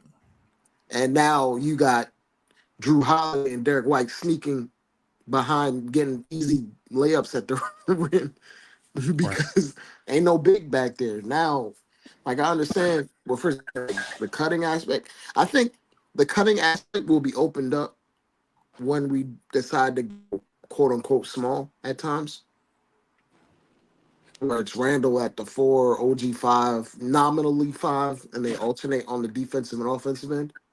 Right. But if you're talking about Mitch in the game, that's not going to be a thing. But I think the fact that O and McCall and Brunson's skill set are all 40% catch and shoot guys, you can offset that with stationary offense where you're trying to dribble, you're trying to draw double teams and kick out, which has kind of been the plan for years now. Like even in 2022, Brunson and Randall were the two most players in the league, or two of the most double team players in the league. They were both top 10. And they were dribbling out and kicking to like Grimes and RJ.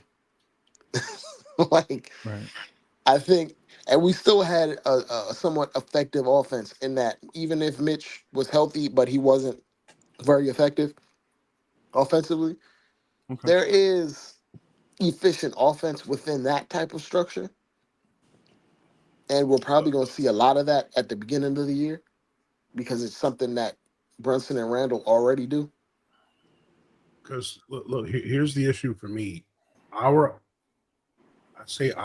Tibbs, whoever, our offense is built for our centers to actually have an efficient assist ratio. I don't know if you've ever looked at the Hollinger stats on ESPN or whatever. So in the NBA, there was 50 centers that played enough or had enough plays or minutes to qualify for what's called assist ratio. And Isaiah Hartenstein was third in the league, all centers, at a 26.3 ratio. You want to know who was sixth in the league? Jericho Sims. You want to know who was 48th out of 50? Mitch Robinson. Mitchell Robinson. I think some of So, that. Oh, my yeah. fault. My fault. No, Go go ahead, ahead. Coach. I mean, what I was I'm gonna say. getting at is our offense is built for that. From our I want center. to give Tibbs credit because he adjusts his personnel. Like when Mitch went down, we did basically so many types of dribble handoffs with Hartenstein and like backdoor cutting with him as a passer, Mm-hmm. and it was things that we never did before. So, provided you give Tibbs a specific type of talent, he may begrudgingly get to optimize that talent, but he'll do it eventually. Right. So, just so you know what the assist ratio means in the Hollander stats, it means it's the percentage of your team's possessions that end in an assist. So it's not necessarily always that center that's making the assist, but his presence during the offensive possession maybe help to allow an assist, you know. So I don't know, man. It's just to give you an idea, Hartenstein's was 26.3%, and Mitch Robinson's was 9%. All the offensive possession ended in an assist. We probably go in practice and try to let Mitch do it, and then Tibbs is like, "Yo, this is not working. Don't do it no more. Just focus on rebounding." Yeah. Yeah. Which, I mean, look, and like I said, this isn't a knock on Mitch. This is just a pushback on people to let you know, look, there's the modern big man. We need to have another guy that does those things. I'm not saying we got to get rid of him, but the other center we have has got to be kind of have iHeart's bag. A yin to Mitch's yang. Right. Can't have a But redundancy in that. is it any centers in the league that is capable of that, other than Sengun or whatever? I mean, I don't think so. Yeah, they were. Yeah, the thing is, man, how you're used on one team doesn't mean that's how you'll be used on another team. Like these bigs, man, are super talented. When you get to this level in the NBA, bro, you could probably do most of these guys can do whatever they want to do on the basketball court. It's just how much confidence does your coach have in you doing that thing, and what type of coach you have. Like we have basically a Bill Parcells, right? Like we want to run the football and play defense. That's basically what we have, right? Now we have, and Bill Parcells had, and for those that remember, Bill Parcells had a big, strong, fast tight end out of Notre Dame named Mark Bavaro, right? That had glue traps for hand and he was tough, right? You could legit just throw the ball to Mark Bavaro all day, man, and he would have been your 80 yards a game type guy, but he didn't. That's not what they wanted to do. They wanted to run the football and play defense, and that's what Tibbs is, right? Like for instance, Hartenstein in Golden State would look a lot. Hartenstein in Golden State last year would have looked a lot different than Hartenstein with the Knicks last year, basically, in my mind, right? You know, so if you ask me across the NBA landscape, is there a guy that can walk and chew bubblegum at the same time? Of course there are, right? There are just not many of them. It's like finding a 6'5" NFL receiver. Are there a lot of them out there? I mean, are there guys out there? Yes. Are there a ton of them out there? Probably not. But they're out there. You just have to find them. And to Fritz's point, I think the Knicks may be looking for that guy right now. Yeah, maybe the reason why they didn't go out and sign guys that play just like Mitch. Maybe they're looking to diversify skill sets. Mhm. I also think there's like a little like deadline. I think Yeah. August the 6th. Fritz can talk about it a little bit, but like guys like what's his name called? Diop, whatever, right? Not Diop, but The rookies. Laurie Markkinen can sign his His extension August the extension. 6th. Yeah, and I Yeah, think there's a lot of dominoes that fall behind that decision. Right. And I yeah, think part of the holdup in the trading market right now is because of that decision. And the spin of it is if he waits until like August the 6th to sign the extension, he can't be traded from the Jazz. Right. Or August the 7th, I believe. He Yeah. can't be traded from the Jazz. So he's in this weird space where he's kind of holding up the market as we speak. So all the moves that we like want to fantasize and talk about, it may not even be us directly affected, but other teams around the league are just on pause because of the Lowry thing. Yeah. Next Tuesday. Yep. Yeah. So yeah, next Tuesday is the time frame that we're looking at. So it's going to be a And lot of stuff. rookies can't be traded until around that time, right? Too. Yeah. So I think yeah, That's what I was that's saying. like the bottleneck right now. yeah. Rookies Because that with the signed it. Oh, I'm sorry. Go ahead, Fritz.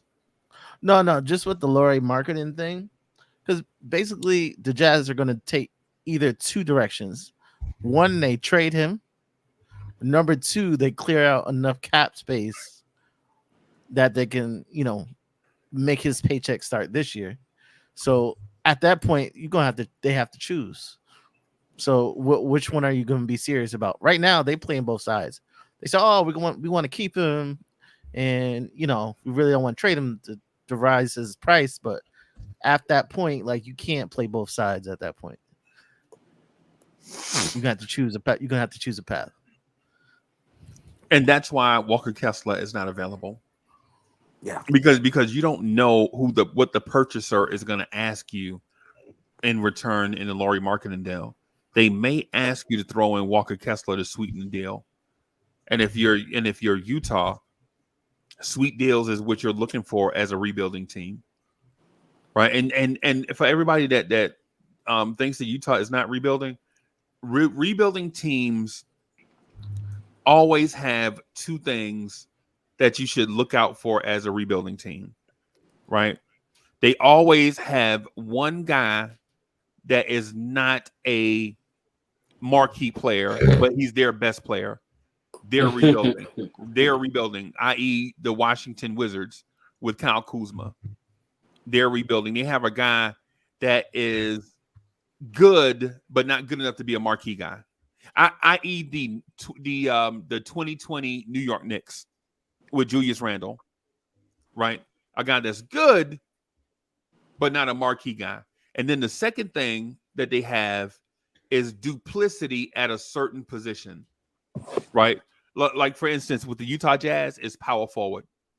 They are looking for an archetype at the power forward position, right? And then when you look at their roster, they'll probably have a bunch of guys that play the same position because their front office has identified a certain archetype of player that they want to be the future of their position, right? They identified a certain style of play, right? It's like when the Celtics were constantly drafting young wing players, and y'all may not remember Gerald Green, Orion Green, Tony Allen.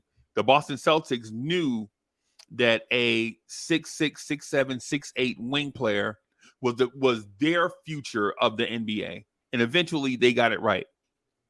Right? Teams that are rebuilding, they do these type of things. That's why when you hear certain things coming out of Utah, you know that it's media fodder, right? Oh, we love Laurie marketing, right? If you love Laurie marketing, why do you keep drafting guys that play his position?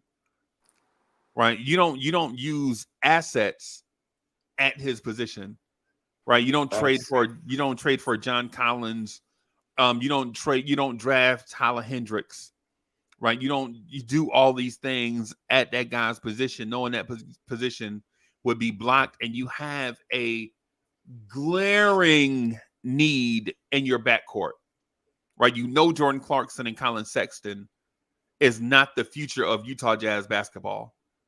But when you constantly bring in guys that you're looking for that certain archetype, that's when you know they're rebuilding everybody.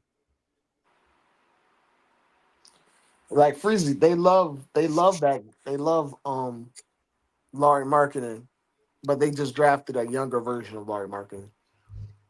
They just drafted a bro. That's what I'm saying. The Hendricks kid. Filipowski. Oh Yeah, Kyle Filipowski. Yeah, and they drafted the same archetype of player last year also, like a stretch big that can handle, kind of athletic, do a lot of things for the four. Yeah, right there. That's what they've been. That's why they are hell bent on Cooper Flag. That's why they turned down our 2 first-round picks, because our 2 first-round picks are not going to get them any closer to Cooper Flag. So why even make the move if it's not going to get you closer to getting Cooper Flag? yeah. So we'll see what happens after that. I think whatever move we make for a center, it's probably not going to be it's not going to be on the Utah Jazz, but the collateral from that bottleneck of Laurie Marketing will make other teams start making moves, in my opinion. Coach, what do we need? What does this roster need, Coach? I've been said this a few times. We need bitch insurance, either a good rotational center that is also a possible starting center. And I think we also need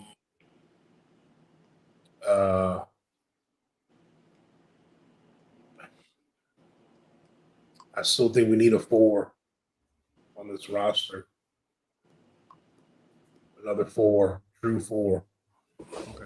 Even though I know OG pseudo play the 4 too, and Josh Hart can pseudo. And but we don't need to be doing that anymore. I know you don't like it, man. I know you like me either. I mean, but his nickname is it's not fair on Josh. Yeah, his nickname is Josh Barkley, bro. Now, can Bates Diop be that guy sometimes? I don't know. Yeah. He's not a traditional 4 type. I guess he can do some stuff like today's 4s do, but he's more big wingy than he is a 4. Yeah. Not to cut you off, so then you basically saying you want Tibbs to expand the rotation to 10. No, it's not. If you're actually more, back up 4, that's kind of.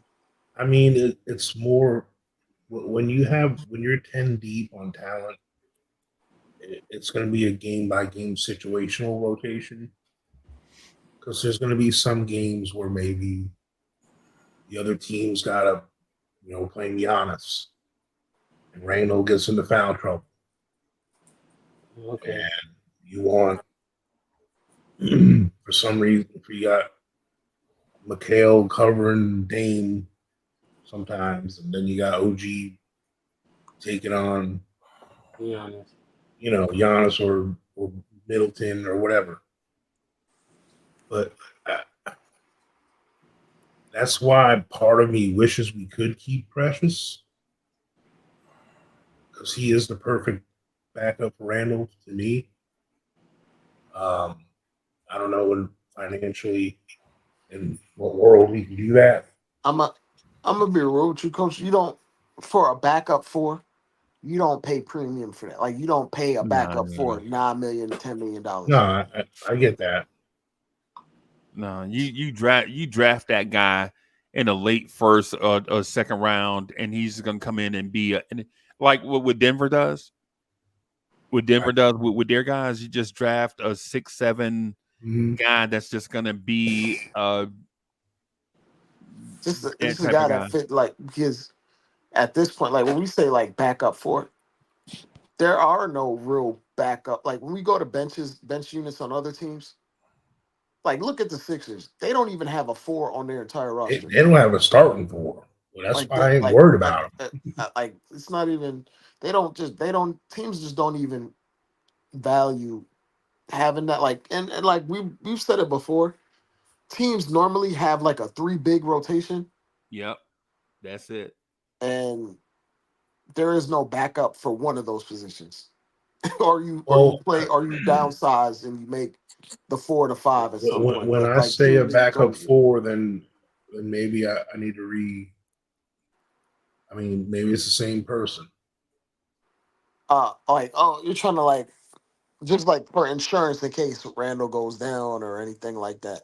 But like in reality, like if you go across the league, when teams go to the bench and like they or even I'll say this, even when they replace Giannis, they're putting a wing at the four when Giannis is out of the court. Yep, yep. Coach. You know who in my mind? In my mind, Julius Randle's backup is Cameron Payne. Right, and I know that sounds bizarre, but let me explain why. What? Right, right. That sounds bizarre, but here's the reason I for know, it. what you're doing. The thing is when if Randall was to get hurt, say Randall misses 4 games, you insert Cameron Payne into the rotation, and everybody slides down. Everybody plays Yeah, up basically. I That's basically understand. that's basically what you're doing. Mikal Bridges at the 3, Dante at the 2, OG at the 4, right? And then off the bench, Josh is going to play some of those 4 minutes, right?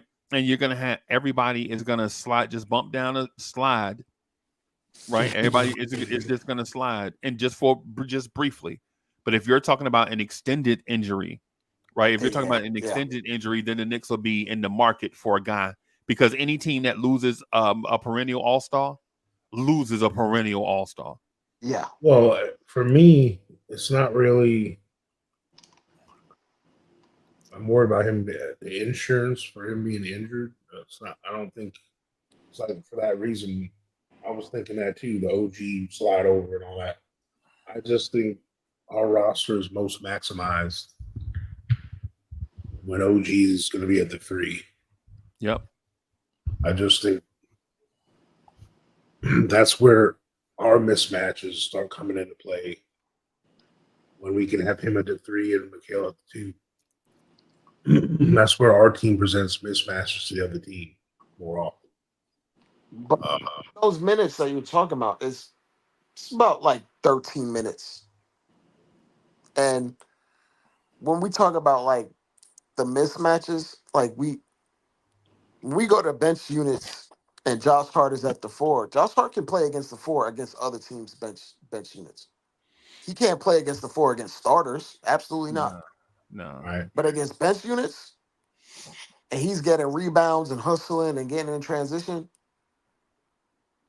like we turn into a different kind of lineup where we're faster and quicker and we're getting up and down the court with pace. And we're talking about an allotment of what 13 minutes in Yep. non-Randall minutes. I think like the backup thing is it kind of like you can buy 13 minutes between OG and Josh Hart in a regular season. Like, Keita Bates Diop averages 16 minutes a game for his career. I don't think Keita Bates Diop is a throwaway, right? yeah, I think Keita Bates Diop is the Precious Achua of the OG and Anobi trade. But since it happened during the summer, we don't get to see it immediately. But that man averages 16 minutes per game for his career. He's 29 now. That means he's almost played a decade of NBA basketball, averaging 16 minutes a game. The reason why he's around is because he's a valuable asset. Now, will he be able to man the 4 for extended minutes in today's NBA?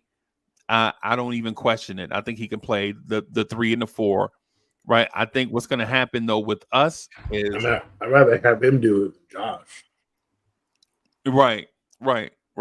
But I think what's gonna happen is while we figure out the center position, if we don't figure it out, I think Keita Bates Diop may get some looks at the 5. And I'm not comfortable with that. I was But about to say that. yeah, I'm not comfortable with that. But at the same time, the Knicks have an idea of what they want. And if they just decide to go big, and I mean a big lineup, like if we're talking about a big point guard, a big wings, and a short center, it's not like the league hasn't seen that before. The Pistons used to do that when they were winning championships. Ben Wallace was 6'9". He was short, but he was a fire hydrant though, type center, right? Right. So, yeah. Like So I you're saying think Jericho Sims has a chance? I'm well, joking. Yeah. Yeah. hey, Coach Bell, I tell you what, I watched that too. And I watched that first game South Sudan played that they beat the brakes off Puerto Rico. Yeah. Yeah. And these dudes came out of nowhere. Energy guys, bro. And that goes a long way. Yeah. Like Yeah. for me, like here's the thing. Bates Diop can be that guy, but that's where our other 5 on this team needs to be a skilled 5. Yeah. Someone that's got some ball skills and stuff. You know what I'm saying? Like can make a little midi. Sims over Huck Party? I mean Huck Party over Sims is what you're I mean, I was thinking about Huck Porty and Sheriff's Scarpinson? Scarpinson over him anyway, just because I think they both. Now, yeah, do either of them have his physical tools? No. As far as when I say physical tools, I mean his God-given athleticism. Right. But as far as their basketball skills, they're surpassed him in every phase of the game. Okay. Except for finishing at the rim.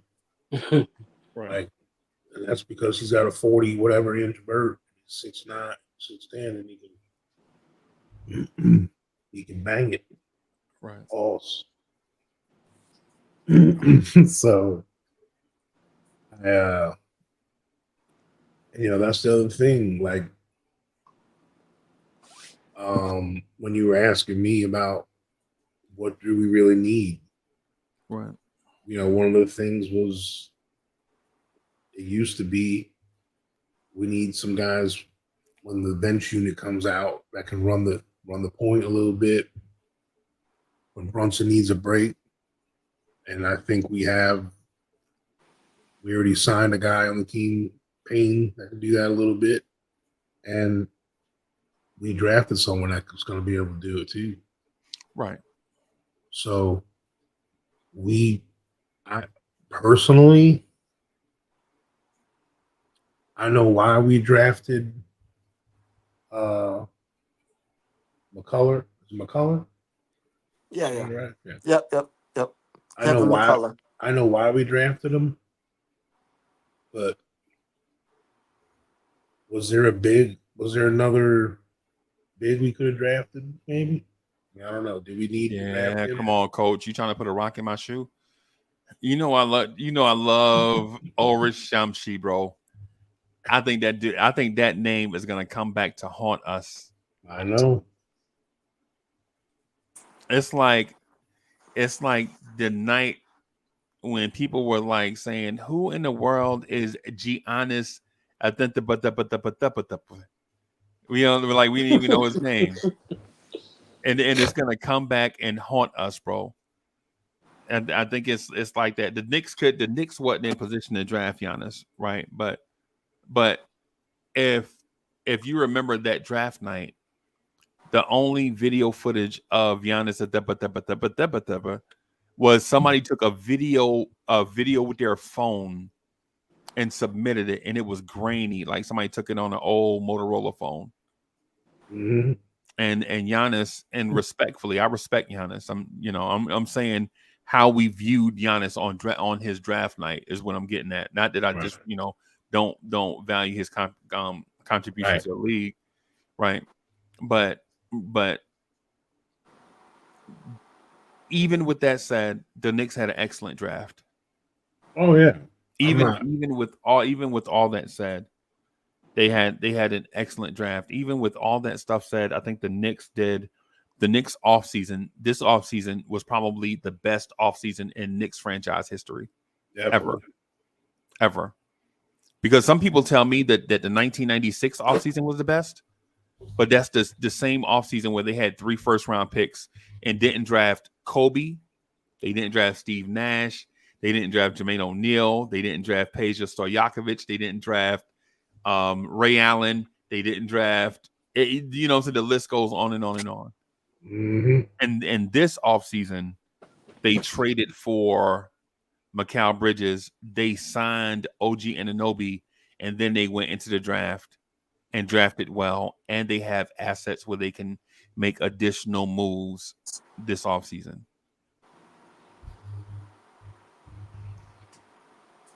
I agree. I think it's one of those things where you can't have it all. Like, unfortunately, I wish we could, but right. And even the prodigal son, Rokas Jokubaitis, looks like he could be a NBA player. Right? Even Rokas, a guy he drafted 3 years ago, even he looks like an NBA player. I was gonna say he has outs every year of his contract, including this year. Right. So he did sign with somebody else? Yeah, he did. Okay. But he has outs. Like he can opt out next month for the NBA if we offered him a contract. Right.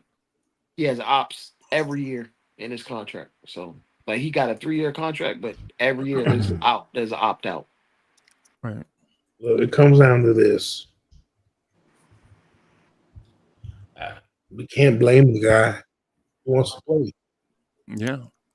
And we got how many point guards? We're holding him hostage. We drafted him. We have his rights. Blah blah blah. Right. I mean, He could have made the decision for himself 2 years ago, though. So. Right. I think he wanted to be a big fish in a little pond, not the other way around. Just a guy here. Yeah, and if you are Rokas, if you're Rokas, who's to say that you can't be that guy if you go to the right situation? Right, like a guy that's team first, pass first, and I make that assumption based on what I saw in summer league. I saw that dude have a wide open shot and dump it down. Coach, remember we were watching it and he dumped it down to Skapensev, and people were like, "Yo, that was a bad pass." No, that was that was actually an unselfish pass. Like the one he threw it where only Skapensev can catch it going towards the rim. It looked awkward. He was like, "Nah, Skapensev might be able to dunk this thing. Let me give it to him instead of me throwing up a floater." Yeah. He's a pick and roll guard in leagues that don't really emphasize, or teams that don't really emphasize pick and roll. That's why he comes here and just looks so free because he's playing in a pick and roll league as soon as he gets here, and that's his skill set, his natural skill set. Yeah. So he's been working on all his other weaknesses offensively over there, and he gets to show out over here.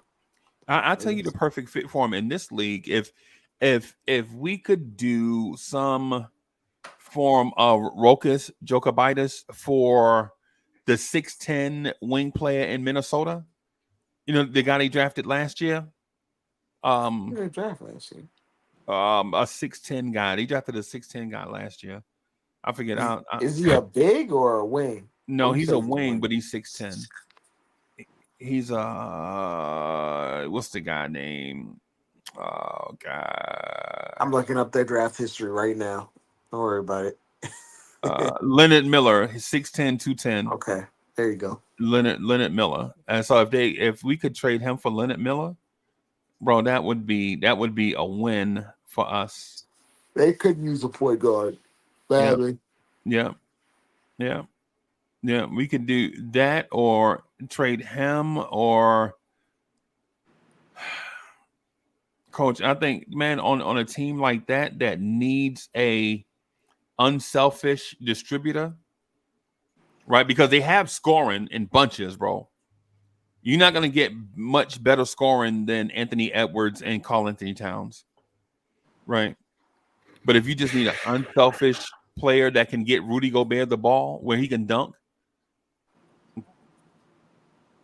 and we could get a 6'10" wing player that Tom Thibodeau can turn into an elite wing defender, then there you go. What do you think about? Do we want to talking about this? About Tyus Jones's signing? You know, he only signed for $3.3 million. He's. Well, what did you want to say about it, Coach? Well, everyone kind of was like, when we brought up Tyus Jones, everyone was like, yeah, he's a lot more money. It's all right. I didn't say that. Well, hold on. Yes, I did. Yes, I did. Yeah. Let me strike that from right. Yes, I did. There's nuance to it, Coach. He's betting on himself because he wants to have an opportunity to be a starting point guard, first and foremost. If he's going to be on another team as a backup, he wants to get paid more than that, more than vet minimum, because he wants to have upward mobility in terms of getting paid more. And what better chance for him to make more money in the future than to steer the ship of a team that wins 50 games for 1 year? And then he can go to the open market and be like, look, I'm a starting caliber point guard on a team that went to the playoffs as a 4 seed or a 3 seed. I should be paid $15 to $20 million as a lead guard. But going to the but that's why would Phoenix facilitate that though? That don't make sense. Why would Phoenix only gave him a 1 year deal, a vet minimum. They can't give him anything more than that. Yeah, but the thing is though, we don't know if he's going to go there and be a starter. I think that's the part I'm talking about. Yeah, in my mind, he'll be coming off the bench. They're still going to do that stupid Bill Booker backcourt and have an elite wing defender in a lineup with KD and Bradley Beal, because for as much as we like their scoring, I don't know if we value their defense. Freezy, I don't think he goes there if they don't promise him the starting job. Yeah. So Phoenix is going to have a starting lineup of Tyus Jones, Bradley Beal in the backcourt, Devin Booker at the 2 or 3, whatever they run, three guard or wing player or whatever they run. Yeah, KD 4, Nurkic 5. But I think the most ideal scenario for them is to put Beal on the bench. But I don't know if he's going to go for that. But does it even matter at this point? Yeah. You're going to put Bradley Beal on the bench for Tyus Jones? Everything's additive. Bradley Beal was terrible last year. He was bad. He was very, very bad. But to the question that I think Coach is asking is this. Coach, is this what you're asking? Why did the Knicks pass up Tyus Jones for Cameron Payne? Yeah, if that was his price. Yeah, if that was the price, why not pick the more consistent plug and play player that gives you actually what you really need? I could see in my mind, right? In my mind, I honestly believe that they still believe in Deuce and they feel like they found the gem in Tyler Kolek. That's what I believe. right? Yeah. And so the Cameron Payne thing is you're not looking for a long-term answer at point guard. You're not looking for a guy to come in and prove himself. You're just looking for a guy that can hold it down for a little bit. Look, you're looking for a substitute teacher. You're not looking for a teacher in training in Tyus Jones. I'll say this: Tyus Jones, and from all news that's come out about it, they've been recruiting him since the onset. And the way the CBA kind of screwed up the market for like the middle class in the league, guys like him, like his true value is not vet minimum. No, it's not. His true Yeah. value is definitely not vet minimum. No. And if it was, that's why I'm like Freezy. I think they offered him the starting job because there would be no benefit for him to come off the bench for vet minimum. No, nobody. But nobody else had money. Like who else is going to sign Tyus Jones? A bad team could give him $10 million. Yeah, And I'm saying, right? And he wants a payday bigger than that. So what better way to boost your resume if this team recruited you? They all probably offered him the starting job. Is he going to actually get it? Who knows? But they probably offered him the starting job to recruit him to go there for vet minimum. yeah.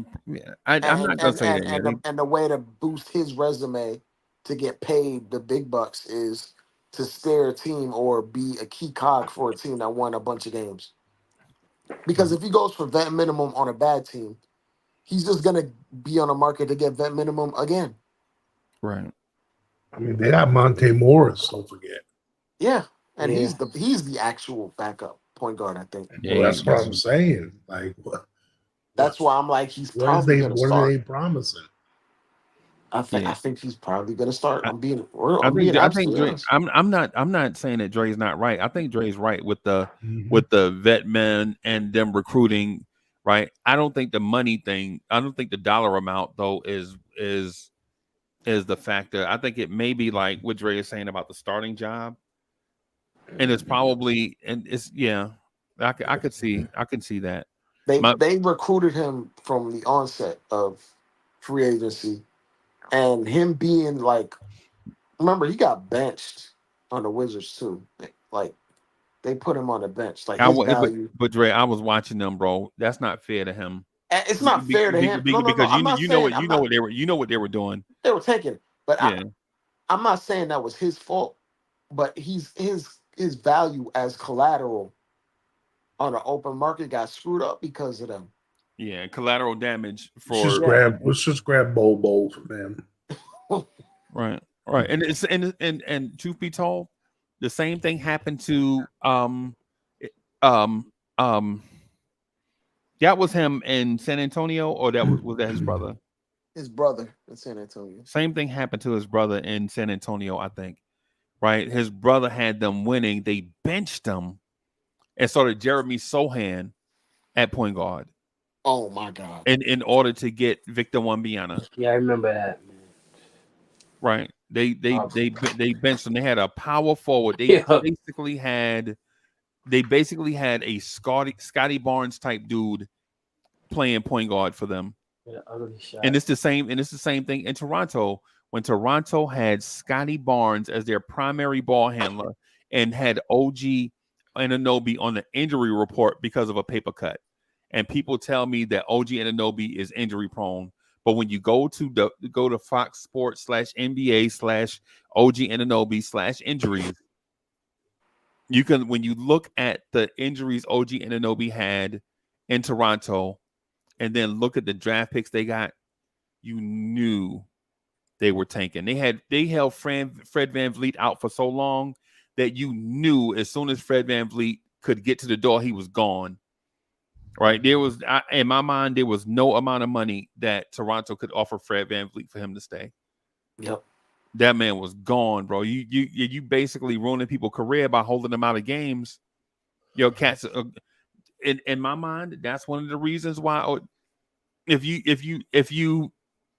remember when OG Anunoby got here, right? When OG Anunoby got here, the things that you heard about OG Anunoby was he wanted to be more a part of the offense. He wanted to contribute. But those were the rumors, right?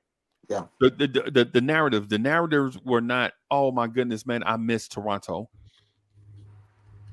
I was gonna say, Breezy. I think some of what he did was betting on himself, because no doubt in my mind, somebody probably offered him 3 years for 35 million, and in his mind, it's like I can make 15 million to 20 million a year. I'm that good. I'm pretty sure I can start in this league. So Yeah, he's like, okay, if they promise me this starting job and we win a bunch of games and I'm the right, starting point guard, right. I can go right back on the open market and get No, paid. they are not going to put the sixth highest paid player in the league on the bench. I don't think they will. The dude's I think making they $50 should though. million dollars. I think they should, but I don't think they will. No, they ain't, no, they, Bro, he's making $50 million. they ain't gonna do that. But what they will do though, probably, what they will do probably is those dudes. First of all, dudes in Phoenix are gonna miss a ton of games, right? Let's Oh, get that. Beal's gonna miss 40, 50 games, man. Yeah, the dudes are gonna miss. So he'll get a large chunk of time to prove who he is, right? But at the same time, at the same time, bro. It's risky. Yeah, and so and then what do they have, like 2 more years of Bradley Beal? 3. Mhm. They 3 years. get out of here. They ain't got no more. They have 3 years of Bradley Beal left. Bradley Beal is making Uno, dos, tres. Yep. He's owed 50.2 this year coming up, 53.6, and then 57.1. I think it's a player option, which he's probably gonna take. Yeah, he got to take that. No, it's not a player option. It's not. Oh, even It's- worse. Oh yeah, the Wizards son. Yeah, they locked him in. That He's man got locked. a no trade clause too.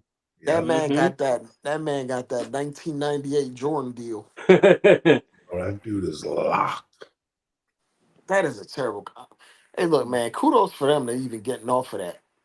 Yeah,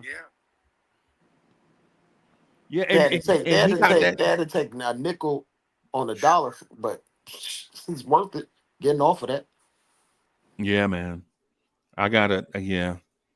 Yeah. But to the Tyus Jones Cameron Payne pseudo fake debate.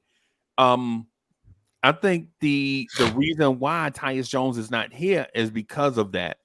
Like that man wants to get starter minutes and prove himself in the league. Cameron Payne could have easily been with Pat Bev in Greece, in my mind. Yeah. Easily. Yeah. I know. Mikal Bridges probably made him come here to Yeah. be dance partners again. Yeah. After a dunk or something. Yep. They could dance again. He's gonna take in that who's that role that Theo North Pinson. Carolina, that North Carolina guard Theo Pinson. Yeah. He's Back gonna when be that. you remember when we had 3 of the North Carolina guards at one time? Reggie Oh my Bullock, god. Theo Pinson, and Wayne Ellington all at once. Oh Bro, my god. if you say this sentence normally, hey, we got 3 ex North Carolina, we got the 3 worst I was gonna say, man, North Theo Pinson. Carolina, ex North Carolina NBA guys. I don't know how Theo Pinson lasted that long. And even in garbage time, he was trash. Yeah. Hey, Coach, Coach Dre, it'll remind you of the early 2000s, and you're like, yeah, man, I got a Miami running back, and you got James Jackson and Najee Davenport. My God. Just skip right over Willis McGahee and Oh my, Clinton Portis, Edgerrin James, Frank Gore. Frank Gore. Oh my God, bro. Oh my God. I mean,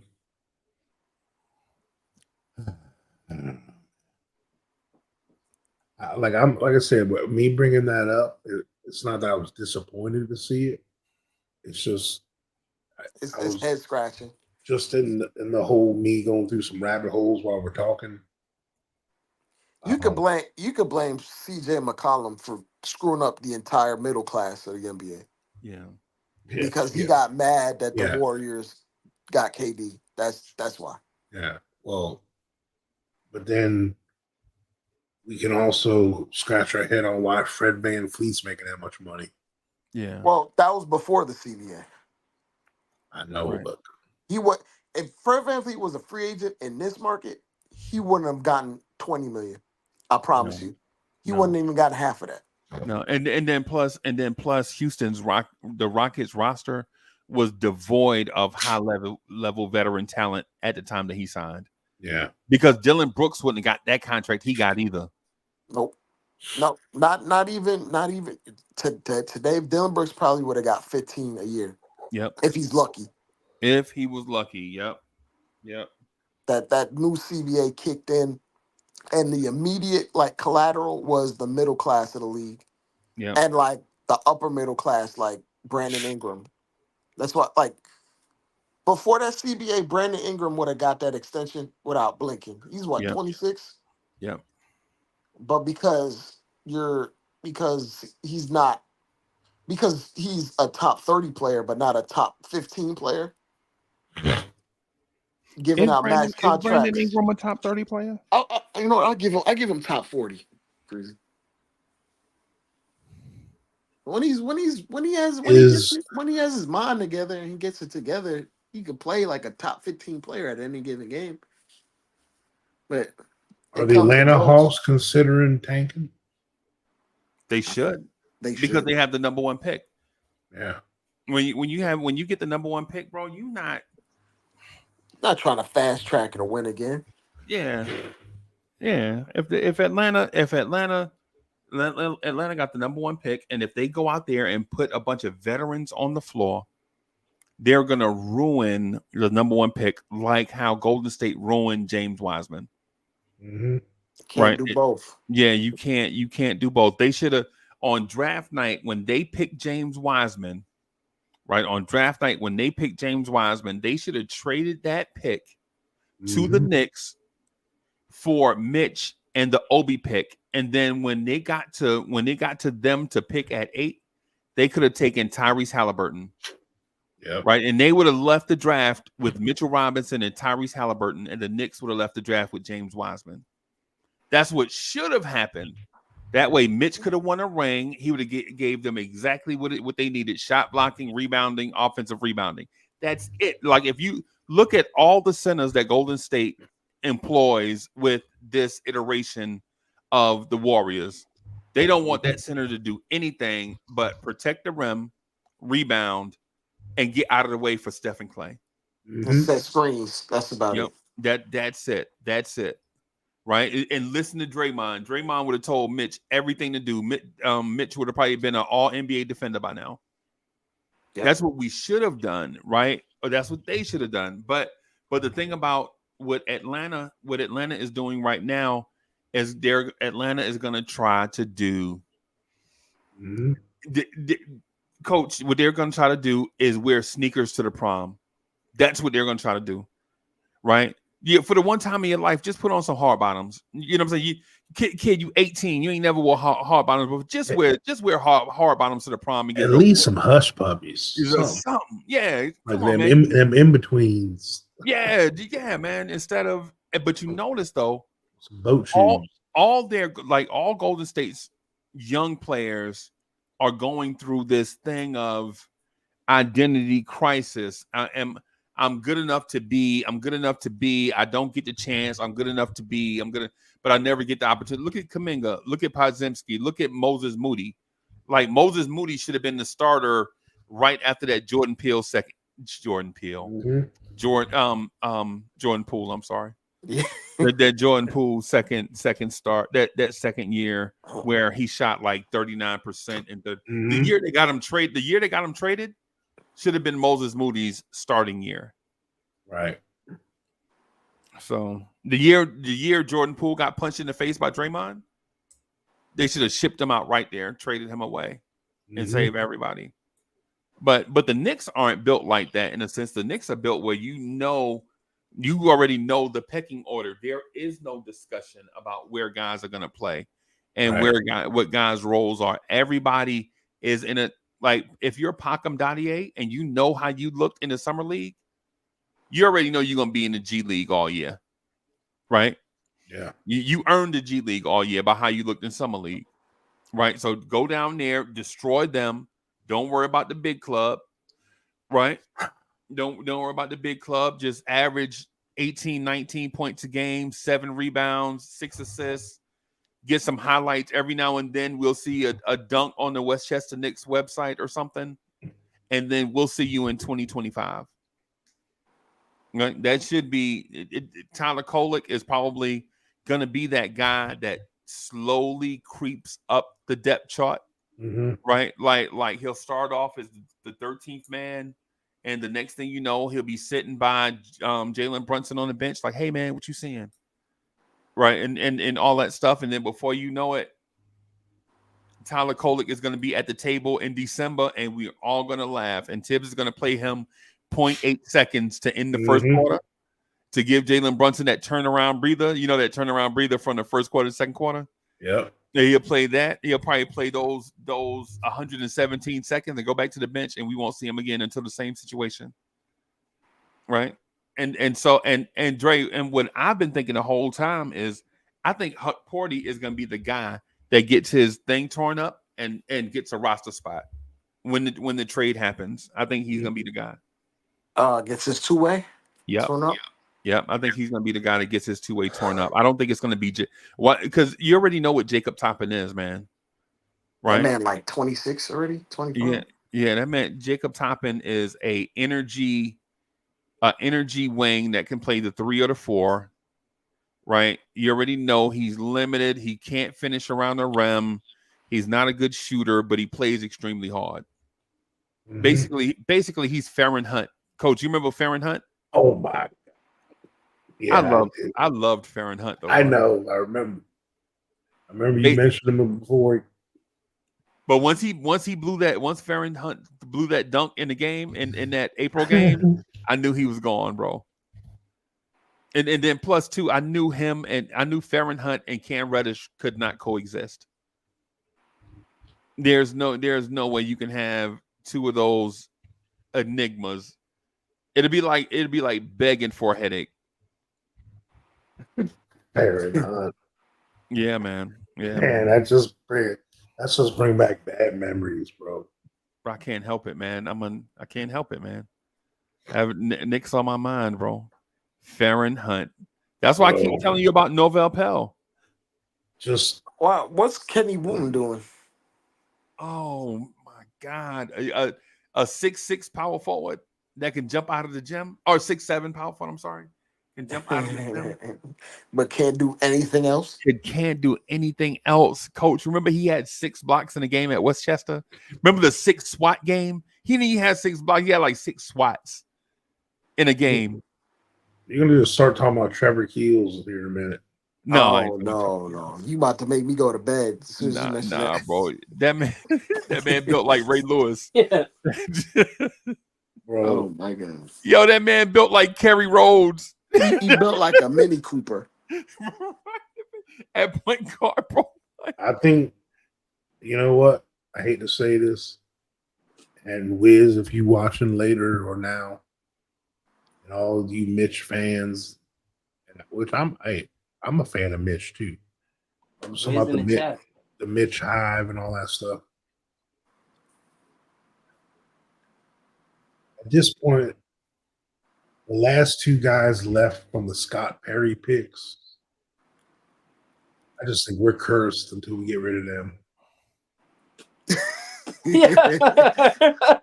Man, you try to get the stench off the team, man. Coach, come on, bro. Why you do that? Coach, come on, man. Why you do that, man? Hey, man. Hey. If you keeping it real, they signed Randall, so they signed. Yeah, I'm talking about draft. We draft. Yeah. I mean, Randall was a good decision, though. Randall was a great decision. Definitely. Yeah. I mean, IQ, RJ, to be determined still. Obi. I guess technically Obi and Quentin Grimes, but and look, it's not. I don't mean to knock, those guys. I miss them, love them, whatever. But I don't know. For me, The NBA is not built right now for the big markets to draft their stars.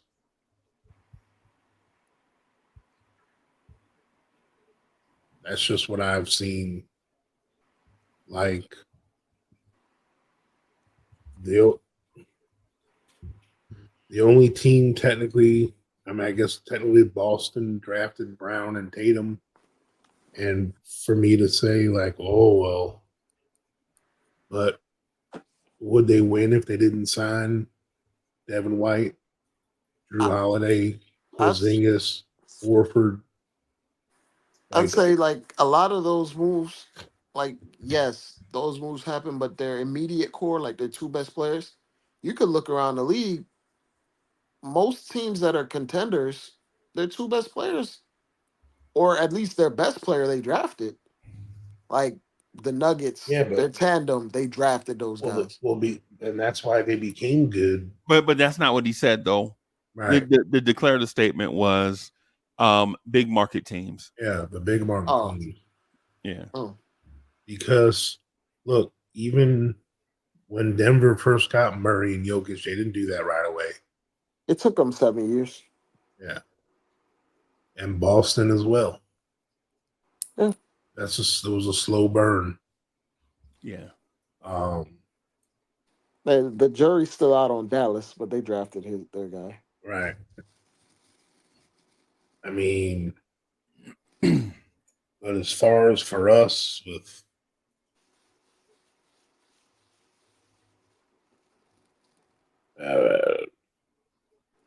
I guess when you draft a Like, legendary player yep. like we did with Ewing, it's hard to live up to that again as far as that position. Yeah. But other places have done it, I guess. I mean, should we have been patient with Porzingis at the time? Yes.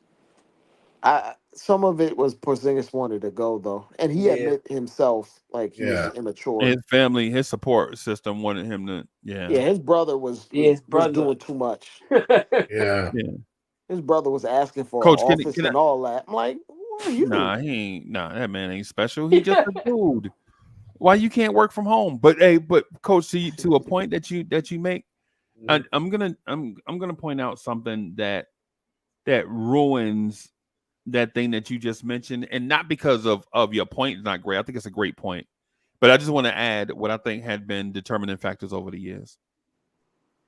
When you draft young guys that come in to save a franchise, if the veterans are not welcoming to that young player, multiple things are going to happen, right? For one, right, your fruit is going to rot on the vine from waiting behind mediocre veterans. Two, by the time the fruit starts rotting off the vine, you start trading away veterans, right, for below market value, right? And then three, the pressure on the rotten fruit, right, is either it's going to be one of those insatiable things where now you're depending on the guys that should have been given the keys from day one for them to produce like top-notch guys.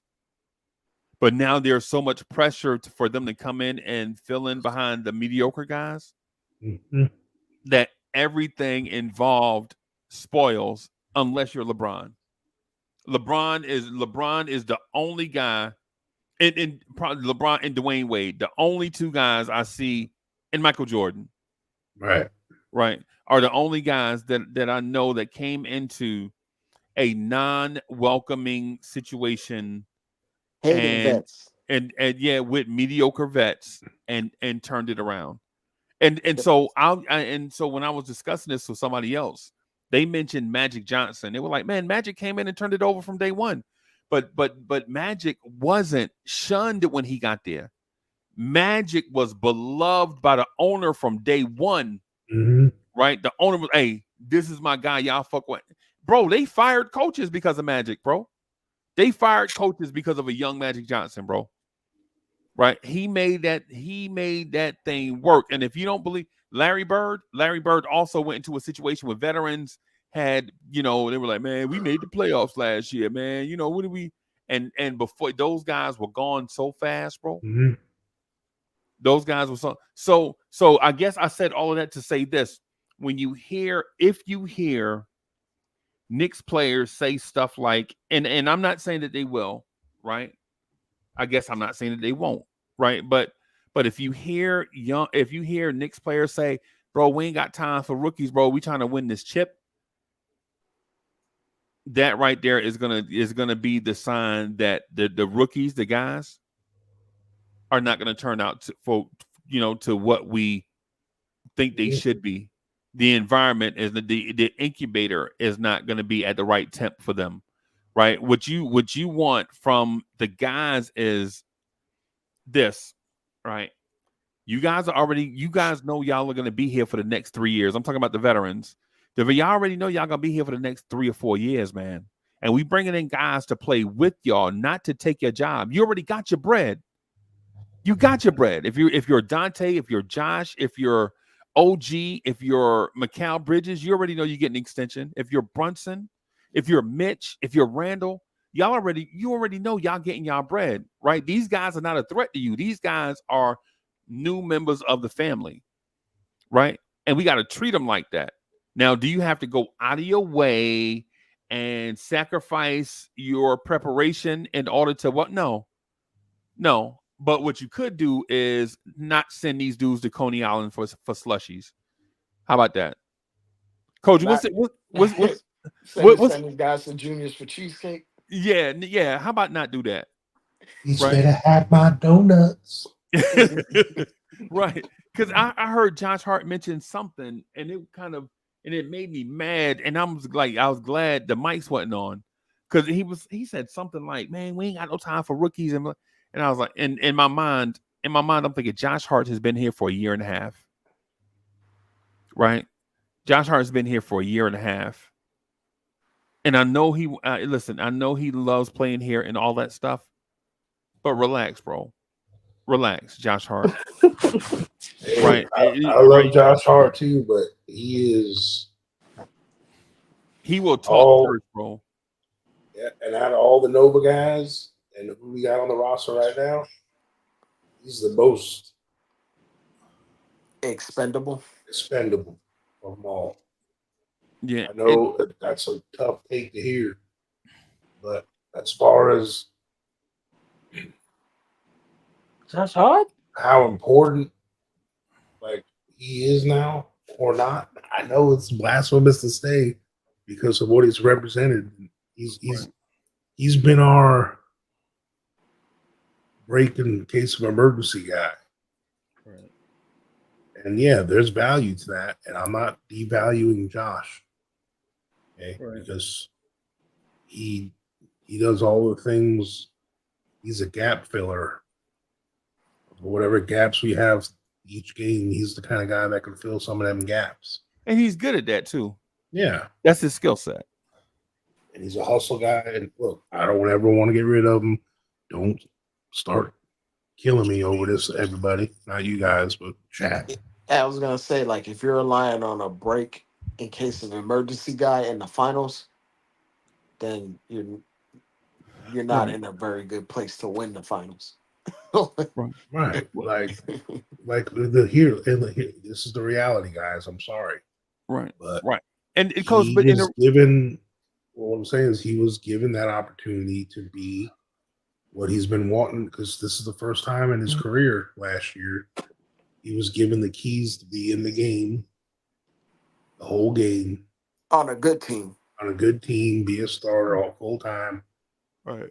And I know we were shorthanded, but he has unintended shortcomings for his skill set, and that gets exposed in the playoffs. No matter how good you are, physics wins in the end sometimes. Right. So you know what bothered me about Josh That man said he brought his shooting coach when the playoffs started. So it was cool, like the first 82 games to shoot terrible. Right. Right. But it's serious now. Right. like Oh yeah, like Brunson calls he him gotta out for take the that. job more For seriously, Right. man. Yeah, and so and even with all that stuff, man, I could even live with all that stuff, bro. Because people are quirky, right? Like people, people are quirky, bro. I know people, bro. I'm gonna say this, and half the chat is gonna be like, "Yo, he talk about me." I know people, bro. About it was 37 people in here. About 20 of the people in here probably play video games late into the night. Right, 20 of them, and I ain't gonna call y'all out by name in the chat. I see y'all in the chat, and they like, "Yo, what's that? Yo, that's not quirky, bro. That's very quirky." That's very. There are probably 20. There are probably 25 people in this chat right now that have a fast food cup in their car right now, in a cup holder right now. People are quirky, bro. Like people have these weird quirks and ticks and stuff, bro. So it's like when Josh Hart, bro, I bet you right now, there are people right now with a trunk full of stuff. And then if you ask them what's in the trunk, they probably don't even know. They just have a trunk full of stuff. People are quirky, bro. So like with Josh Hart, bro, when he say stuff, I'm like, that's just Josh being Josh. Right. But when it comes to other stuff, bro, like not understanding your impact of words on others, right? Especially people in that fragile. It's like when you're a rookie, you're in a fragile state, whether you realize it or not. Like you got to prove yourself. You went from proving yourself on one level and doing it, and then proving yourself on another level and doing it, and then now you're at another level, right? You're at the highest level, and you have to prove yourself, right? And you're at that state where, if guys are, Coach, what's the thing when you go to a fraternity and they do mean stuff to you? hazing, yeah. If you're an NBA vet and you hazing young guys, bro, you basically trying to ruin the product, right? Making it tougher is not how you do it. Nah, that's not how you. You gotta welcome them in. Dre been watching basketball for a long time, right? And Yeah. he has seen young guys go to veteran teams, and some guys pan out and others don't. And the excuse is always put on the young guy to overcome. Right? I'll give an example. Dre, you remember when Portland drafted Anthony Simons? Yep. You remember the other guys they drafted along with Anthony Simons? Nope. You remember Alan Crabb? Oh, they drafted him? Yeah, they Yeah, did. they drafted But Alan I thought Crabb. that was before the Nets gave him a Yeah, stupid yeah, name. yeah. They drafted Alan Crabb before Anthony Simons. Oh my God. You know Yeah. who else they drafted in the second round? Who? Gary Trent Jr. They drafted Gary Oh, Trent Jr. At one time, Portland had yeah, I remember McCollum, that. Anthony Simons, Gary Trent Jr., and Alan Crabb. yeah. Right? And on the surface, you're thinking, well, shit, all they need is a point guard and they'll be straight. And guess what they had? Dang. A point guard. Yep. But it didn't work out because they had veterans there. Like, yeah, man, man, I'm a free agent at the end of the year, man. I got to get my money. I ain't worried about prioritizing Yeah, what you got going. winning for who? It's about the name on the back of the jersey, not the name on the front. That type of winning. You know what I mean, Coach? Yeah, Like, but did we have veterans with enough clout or that were good enough on our team to ruin it for rookies that we drafted? Hey man, we drafted RJ and then we made Marcus Morris the number one option on the team. Yep. Coach, we legit in close games. That poor guy never had a chance. Nope. In close games, they put RJ Barrett on the bench so that they could play Elfrid Payton, Wayne Ellington, and Reggie Bullock. We were starting Elfrid Payton over quickly. Yep. Coach, then Alec Burks over quickly. Coach, there was in that. You remember the Atlanta? I think we were at that game, the Atlanta double overtime game. The Knicks had like an 11-point lead coming down the stretch, right? and RJ Barrett was hot as a pistol. And you know what they did? They jocked RJ Barrett. They kept waving him off, and Atlanta hit a 3 late in the game and then beat us in overtime. And you know why they beat us in overtime? They would not pass the ball to RJ Barrett, who was hot as a firecracker, bro. They froze out RJ a lot back in the day. Yeah, yeah. And then we wonder why it don't work with your young players. You don't you don't always have the Derrick Rose type vet. Right. Right. Those are seldom. And some of it has to do with Derrick Rose already got paid. Yeah. And he already won his MVP. He already accomplished a lot in the league. Yeah, and a lot of these guys, like, yo, it's like that one clip from The Fresh Prince of Bel-Air where Carlton like ripped the ball away from Will to fling it at the rim. Yeah. It's basically like, yo, I'm out here for me right now. My career needs to get for me solidified. Like I've said this before, I don't mind if we use our draft picks as currency to get a younger, established player. Right, right. Because that's just like drafting them ourselves. Yeah. Because when we did, like Walker Kessler. Yeah, like we did go when we did go in the lottery. I mean, come on, man. I'm used to Jordan Hill. We traded him so fast. Ronaldo Bachman. Bro, you know, the thing about Jordan Hill, people talk about he could still be on our roster, right? He could be our veteran Al Horford. Yeah, but yeah, his mind wasn't. He's only 37. We traded he's him. Only 37 years old, I think. We traded him and Channing Frye so fast. Yeah, yeah. Channing Frye, we probably could have. Yeah, we should have kept. He was solid. You know? We could use Channing Frye right now. Right, especially when he started hitting them threes. I was like, dang. Yeah, yeah. But man, yeah, we traded Lauren Woods. You remember Lauren Woods out of Arizona, the 7'3" dude? The dude, he was 7'3", 178 pounds. Yeah. Yeah, I think he was in school when Richard Hamilton and them were at Connecticut. You remember Richard Hamilton and Khalid El-Amin and I forget, golly. But anyways, the point that I'm getting at is not that I think the Knicks are going to do that. But the point that I'm getting at is I hope at all costs that they don't, because we already went through. Dre, how many young cores we went through since we've been doing the Knicks on YouTube? 3.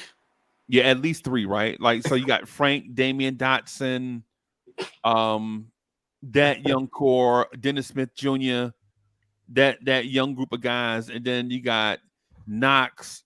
RJ, yeah, Knox and RJ, and then you got Obi Quickly, and then you got Grimes and all of them. So you could probably combine. You could combine for those 4 groups into 3. You missed Mitch in that process, and Mitch too. Mitch also, yeah, in the Knox year, yeah, that's right. And Alonzo Trier. Oh my God. Yeah, and him in that. So, but yeah, so I'm saying it not because I want to make a declarative statement on the Knicks players' mentality towards young guys. That's not what I'm saying. What I'm hoping for is that this thing that never happens, and there's a total team concept. Like everybody is gonna be welcomed, player 1 through 20 when training camp starts. And that's what I'm hoping for. Right, Dre, you got any insights on who gonna get the Exhibit 10 training camp deals? Maybe Kevin McCullough, but I think he's probably gonna get the 2-way.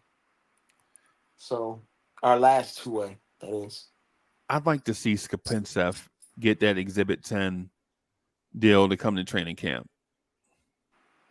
I didn't even think about that, but yeah, that actually makes a lot of sense. Or what about Dwayne Washington? No, hell no. Nah, man. I think Dwayne actually signed somewhere overseas. That gets a Shannon Sharp no. And you know, like, no. We ain't gonna do that to Skip. Yeah. Come on, Skip. Yeah. Yeah. Put that on me. Dwayne Washington actually signed overseas. Okay. So that frustrate me even more. So why did he play summer league with us and then? I think we did him a favor to get him some looks from scouts or other. Like I think we did him a favor.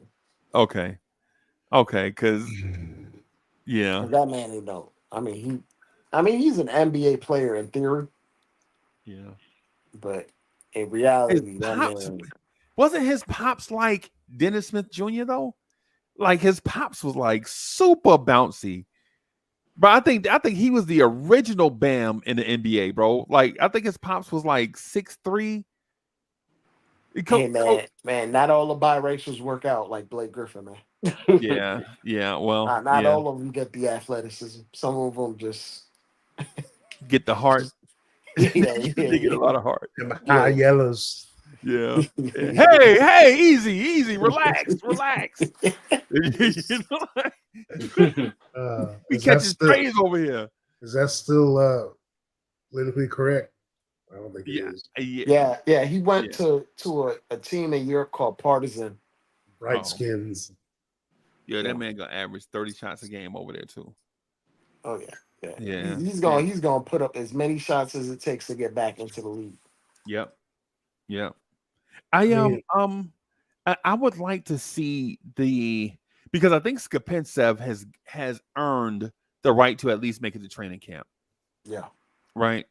But the thing about that though is the dude that coach fell in love with me and King Ribby like felt uncomfortable.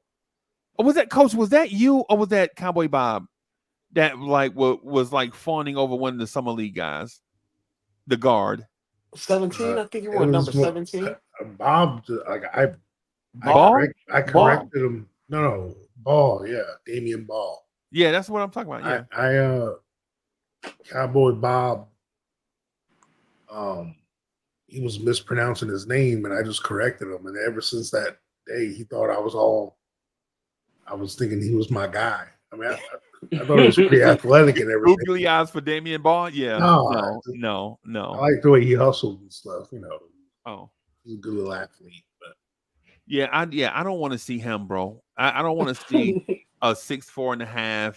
Yeah, he could be on the Westchester Knicks though. Yeah, we don't have a problem with him being in Westchester, just not at training camp, bro. Him and Lewis and all them other bums.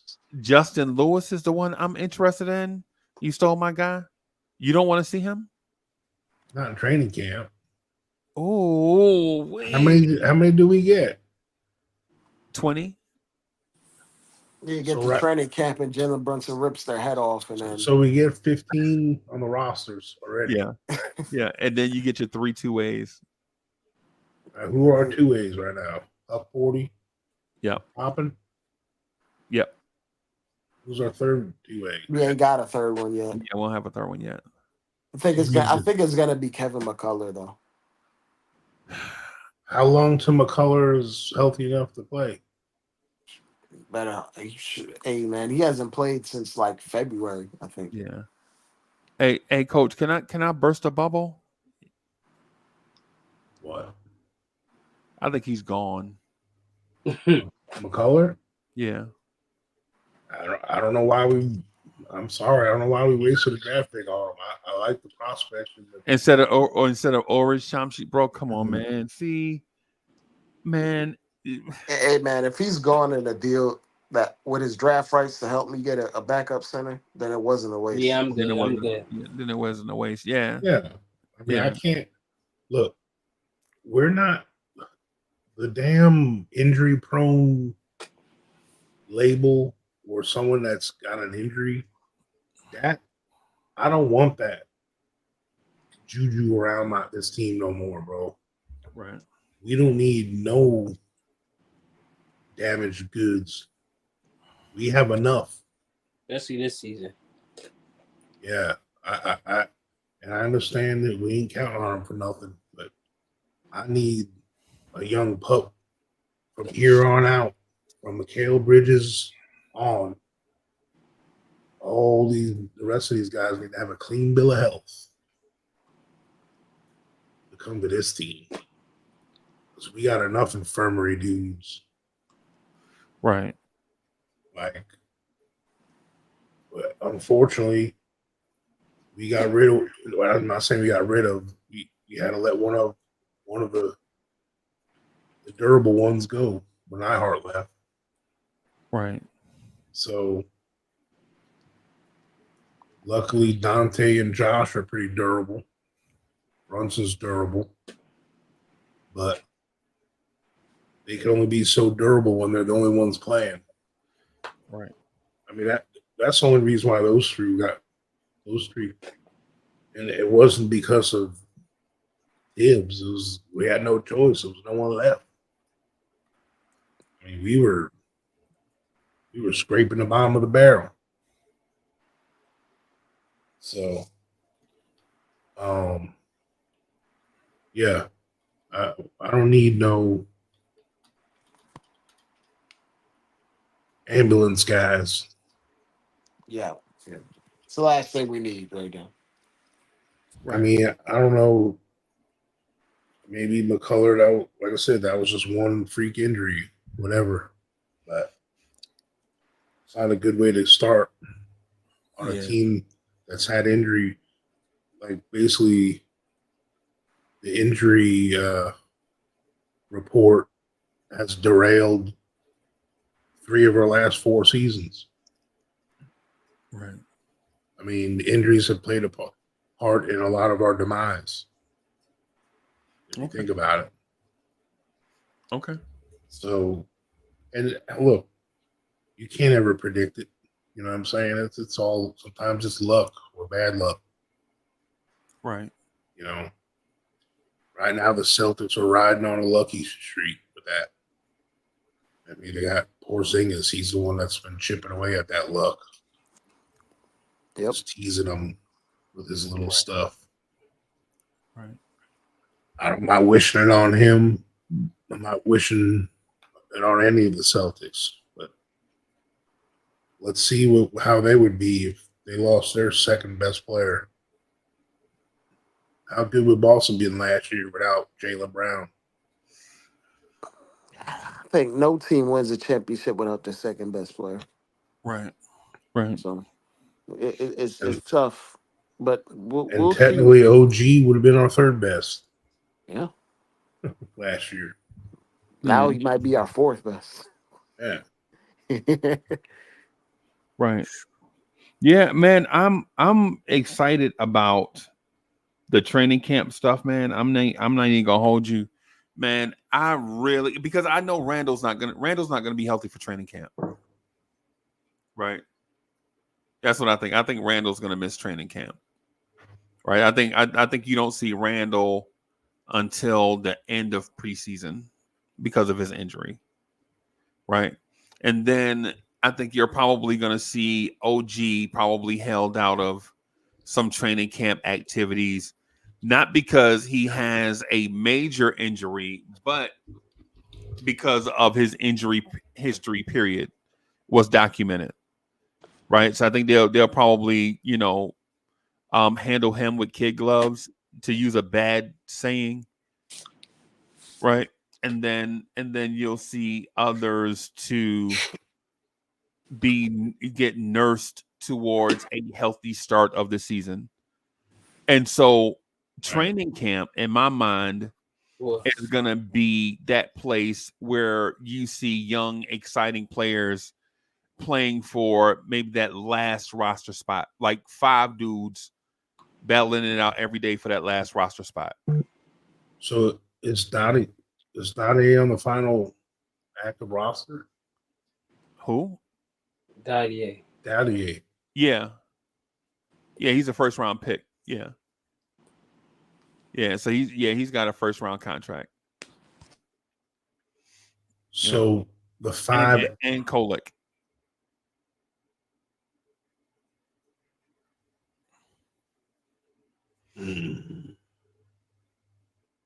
So technically, Scappenstev isn't on the official roster. No. So he'd be one of the guys in training camp for sure. Right. And now that I'm looking at it, yeah, bring him on. Let Lewis come. So who do you want to put in that 18 and 19 spot? What type of player? I mean, I'm sorry, 19 and 20. Is it 19 and 20? Yeah. Because you got the three, you got your two ways, right? You got your one empty roster spot. So that means you have 16 players. So who do you want to see in those last four spots? So Scappenstev. Yeah, I was gonna say that.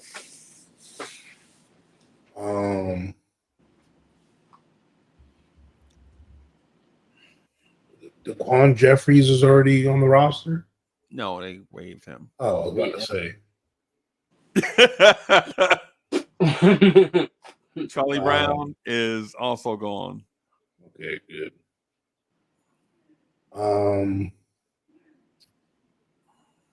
Trying to think. Look at the numbers. So Scappenstev. So there's three guys, he said? I think it's 4. Fills it out? Yeah, because it's 14 spots and two ways. And you need a total of 20. So you got 16 guys for sure. And you got to have one unsigned rookie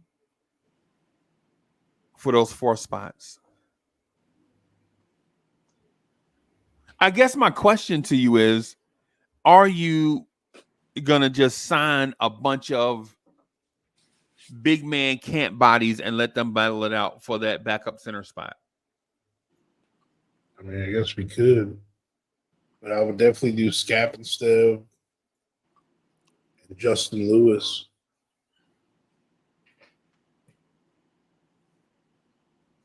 Okay. And to be honest with you, I wouldn't mind that Devin Kennedy coming. I think he's got a little something. Oh, he's got a little shot. He's got a shot on him. He's a point guard. I'm not saying we need that, but right. As far as who, because the other guys that showed me something in summer league, they've already on the list. What about Ryan Arcidiacono? I call him Ryan DiArchino. DiArchino. Thing was talking about him. What about veterans cut by other teams? I mean, like who, right? Do we have to sign? Can you sign him on a training camp contract? How's that work? I think a training camp is an Exhibit 10 deal where you're just signed for that stretch of time, training camp and all of that. Just so you can have health benefits and you get paid during that time to try out for the team. And then once training camp is over, then I think you can either get offered a G League contract or you just get cut if you don't make the roster. Well, I would definitely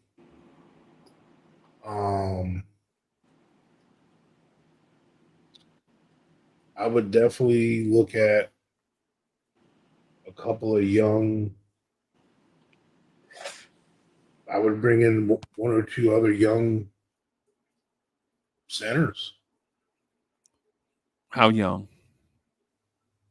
27, 26, 25? I'm just going to go look. I'm just going to look through this free agent thing. Like someone like Omer Yurtseven. Oh my God. The dude that got Pat Ewing fired at Georgetown. the great white hype. He's Rick Smits. Coach, you remember that? You don't remember that when Pat was recruited, people were like, "This dude might be Yeah. Rick Smits." Pat, why would Pat Ewing recruit a Rick Smits type guy? I mean, If that's the case, let's just get Sims. Sims is already here. Yeah, but I'm talking about as far as in the like really in the rotation. Just asking. Oh, Tristan Thompson. No, wow. He's only He is a 33 bum. years old.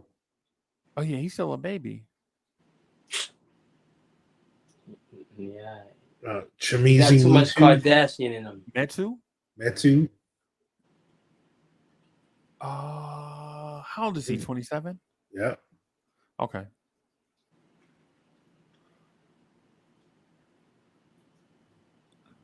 He's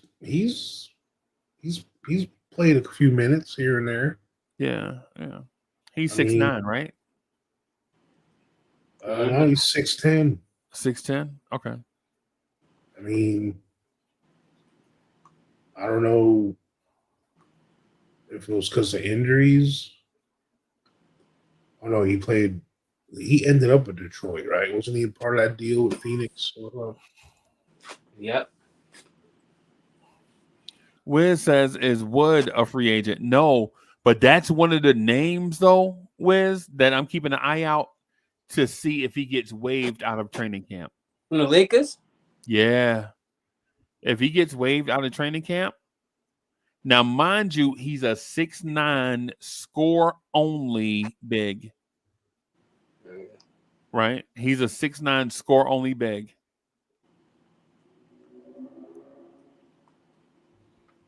Like, Metu actually can shoot a three, too, here and there, Yeah, Wood, too. Wood also. Yeah. Okay. But I think Metu went to overseas, though. Barcelona. Okay. From what I'm looking at. And I think Wood could stretch the floor up too, also. Yeah. But as far as, and I'm looking at guys you can bring in. Like, obviously we can't bring in someone that's, already signed with someone else. I'm just looking at unsigned free agents. Right. Like the youngest, like there's Kai Jones. Hey, did he re-sign with the Clippers? Right now it's showing unsigned. Yeah, he was with the Kai Jones. Shout out to the Bahamas. Yeah.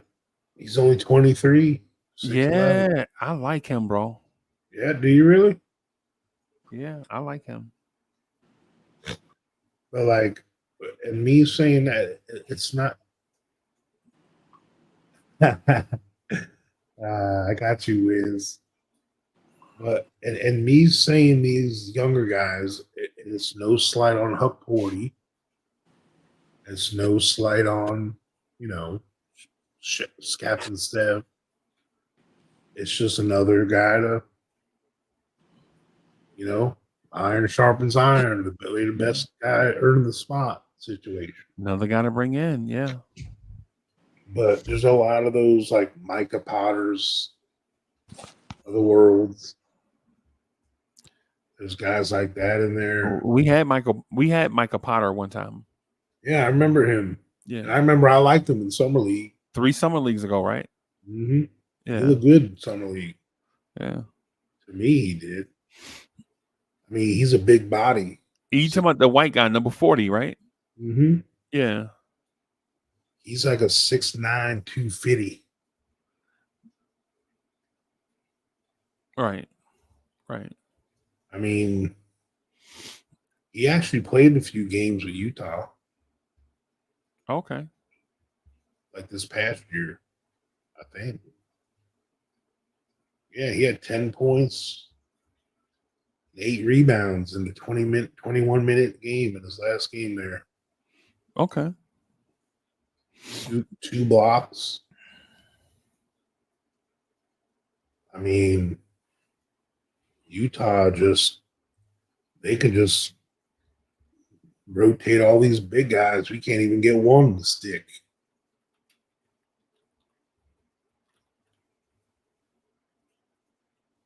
And I don't know. Do we take flyers on some guys like this? Yeah, hey, coach. So Kai Jones signed a non-guaranteed deal to return to the Clippers. League sell the Atlantic, and he did that on July 5th. Oh, a non-guaranteed deal. How does that work? Yeah, he might get cut out of training camp, man. Yeah, he might get cut out of training camp. So Oscar Shibway. out of Kentucky, the Kentucky big man. Mm-hmm. Yeah. How tall is he? 6'11"? It says he's listed as 6'8". Ooh, yeah, no, thank you. 255. Yeah. No, thank you. Yeah, no, Nope, thank you. good. You got to be 6'10" or above. Or your arms have to be as long as a winding road. Yep, exactly. Yeah. Like there's Ibu Baji. He's only 21.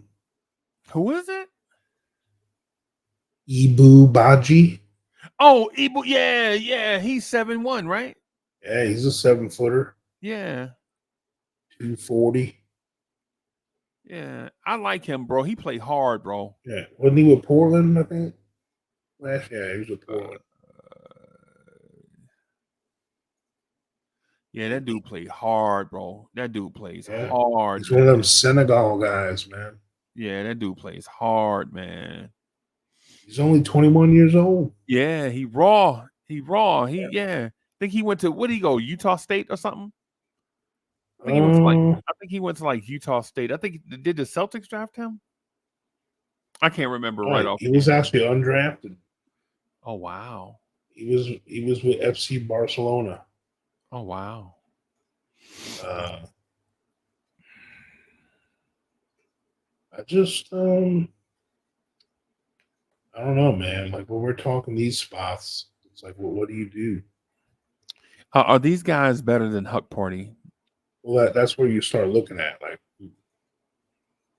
no. Yeah, and does Huck Party deserve a roster spot?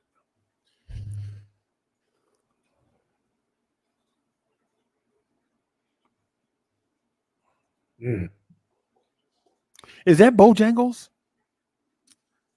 It's Wawa. Oh damn, y'all got Wawas down there? Mm-hmm. We got Buc-ee's up here, bro. Okay. I like Buc-ee's, bro. It's like, I mean, when you're talking these journeyman guys like the Damian Joneses, he's older. Guys, yeah, he's 29. Like, you start looking. I really think, I know it sounds crazy to think of Skapinstev or Huck Porty in the rotation with this group. But is that really a problem? No. I mean, when you have potentially 4 well above average. I mean, we have 4 stars in our starting lineup right now. And technically, Mitch could be a star. I mean, in what he does. Yeah. You know, even the best NBA teams that we've seen in history sometimes have a one question mark or some forgettable guy at the start lineup, or a guy that's not even a regular starter or a rotation spot in that 5th spot, you know? Right. What's keeping us from having that, you know? I'm not sure, man. When you have 2 or 3 quality guys already coming off the bench, too. Yeah. I think we are short, to be honest. And it's Tibbs. Right. Right. Right. Okay. Because I know a lot of people are like, "Oh, Tibbs don't like to play." That's bullcrap. He's been playing young guys since he's been here. Yeah. Yeah. He's been giving young guys plenty of chances to that. Yeah. I mean- think he gotta be like you gotta have defense on your plate in order to see like any minutes from him. Right. Exactly. If not, then unless you Jalen Brunson, then yeah. And really, Jalen Brunson's. I mean, people are quick to throw him to the wolves on his defense. Right. I mean, it's not that bad. I'm not But it's not picture perfect. It's not Tibbs level. What he wants from that spot, but Right. When he scored per game, he could that's fine. Mm-hmm. Okay. You don't agree? No, I didn't disagree. Oh, Like I think, for the most part, like when you're looking at what we had and what the guys did, like I watched some other summer league. I didn't see anyone in the summer league that wowed me in the post, like from any team. Like who went off? nah. But to be honest, this summer league, I mean, this draft was trash.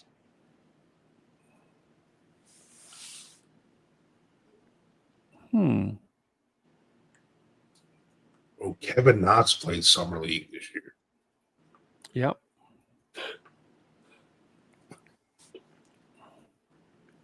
Well, that's bad. That's so bad. I mean, I'm trying to see how do you sort this? Look at the How old is Kevin Knox? Oh, good question. He at least 25. I don't know. 24? 25. Yeah, he should be 25. He should be 25. Yeah. You know who looked good in the summer league was Scottie Pippen Jr. Yeah. Yeah. Kind of went off in summer league. Yeah. He averaged 21.5 points and 8.7 assists. Somebody got to give that kid a chance, man. Not the Lakers. Yeah. Yeah. Yeah. Yeah. Well, Why is my thing is this? What are we really doing if we're not like? What's the reason for keeping someone in the summer league, G League circuit for more than 2 or 3 years? 2 or 3 years is a long time, bro. Yeah. So we're looking at that on now. Skapistev, that was his second year now in summer league Yeah. / G League. Like in my eyes, Rokas has already used up his He already with that. Like, he said he a I'm super excited. red shirt senior, bro. Is what you said? yeah, bro. That dude's like on a set. He is 7-year senior with the COVID. The Peter Punter wearing number 88. Been punting Yeah. for 7 years. Yeah. I mean, to me, On a side note, if you're a college kicker, you better not be wearing a single digit number. If you're a kicker in college, bro, you better be wearing number 72. If you're a college kicker, college kickers out here wearing these Vogue numbers. Yeah, man. I know Coach probably wore number 48 when he was in high school, so you know, so he know what I'm getting at. I wore number 40. Oh, you wore a Vogue number. Yeah, So you wore a Vogue number. Okay. number 40. Number 40. That's what. And Ribby, that's the number like of the dudes that come in and you start firing up the diesel. That's what they used to do, Coach, when you used to enter the game. Oh yeah, I was tank 40. Okay. That was my. The thing is I had a little giddy up too. Yeah. I ran a lot like Mike Allstott, but I had a little more. Little wiggle. Little burst. Yeah. Okay. I ran a 10.9 in the 100 meters. That's fast, bro. At 2:38. I was when I ran that. Bro, that's fast, bro. That's moving. I long jumped 23 feet, 8 inches. Wow. At that size. Wow. See, here's the thing. Back then, you know, being a thicker, bigger running back was the thing. So, like, my sophomore year, I was like 205, 215 or something. Right. And I was that fast, same speed. Oh, wow. If I came up nowadays, I probably would have stayed around that size, maybe 220-ish, and I would have got faster. Right. But what I did back then, I just kept my speed and just got bigger. You know, because back then that was more coveted. Right. Size. Yeah. Yep. At least at the running back position. Right. But as far as for us, would you say there's less 7-footers in the league right now than in the past? Or we're about the same? That's a great question. Because it seems like every time especially now that we've been on this center hunt, I'm sure you've done it too. I've been going down a lot of these center rabbit holes. Right. And man, I'm seeing a lot of 6'9" centers. Yeah. Right. Yep. I think it's because of the diversification of offense and the reliance on isolating the center and space offenses. Right. Regardless of what offense you run, it don't matter if you run a motion offense where you pull out your center and he has to chase another center, or if it's a pick and roll offense that isolates a center in space where he has to zone up and get deep as the deepest and all of that. Yeah, I think that's running 7-footers, especially the monster centers. Like the 7-foot, 300-pound centers, those are gone, bro. Yeah. Those guys are gone. Right. Well, don't exist. Yeah, those are gone, and they won't ever be back. I don't think those guys, like the Stanley Roberts, Tree Rollins type guys. Yeah, them dudes is gone forever, bro. Because Victor Wembanyama is in the league right now, bro, and they don't want him to be an ounce over 220 to keep all that weight off his feet, so he won't get stressed. You notice you notice Vic was tall and had 0 injuries this year.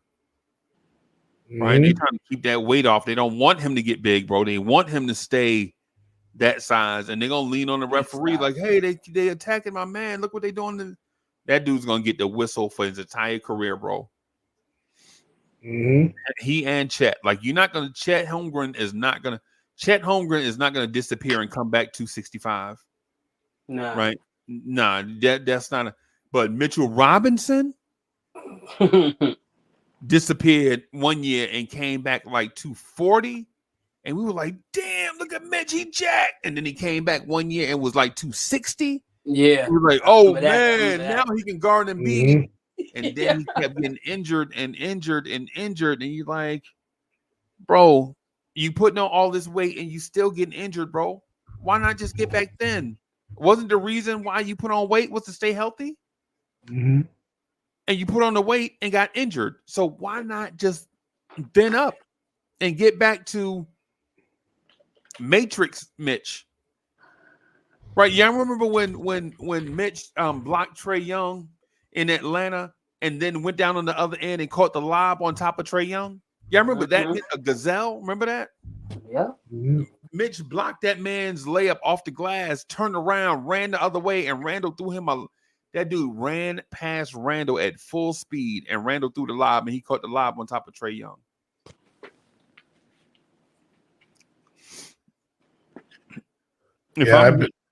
I'm sorry. No, what I was going to say is that the other factor, I don't think we talk enough about.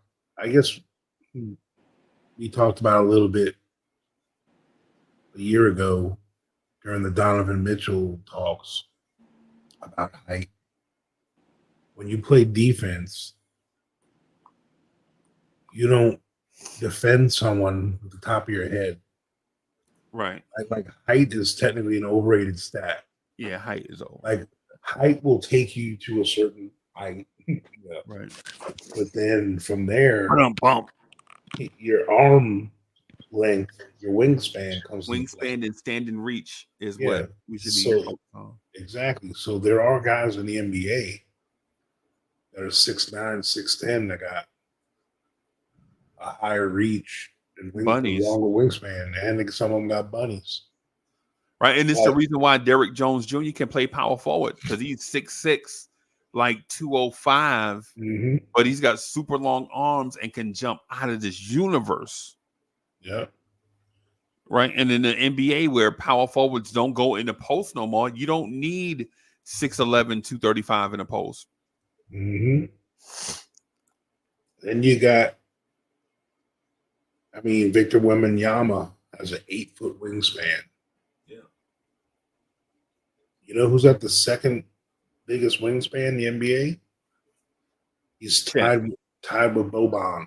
It's Mo Bamba. Mo Bamba, wow. He's got a 7'10" wingspan. And he's got the biggest hand in the NBA. Wow. 10.75. Tied with Talen Horton Tucker.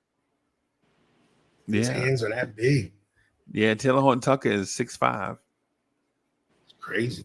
They got him listed at 6'3" on this thing. Oh, wow. Wow.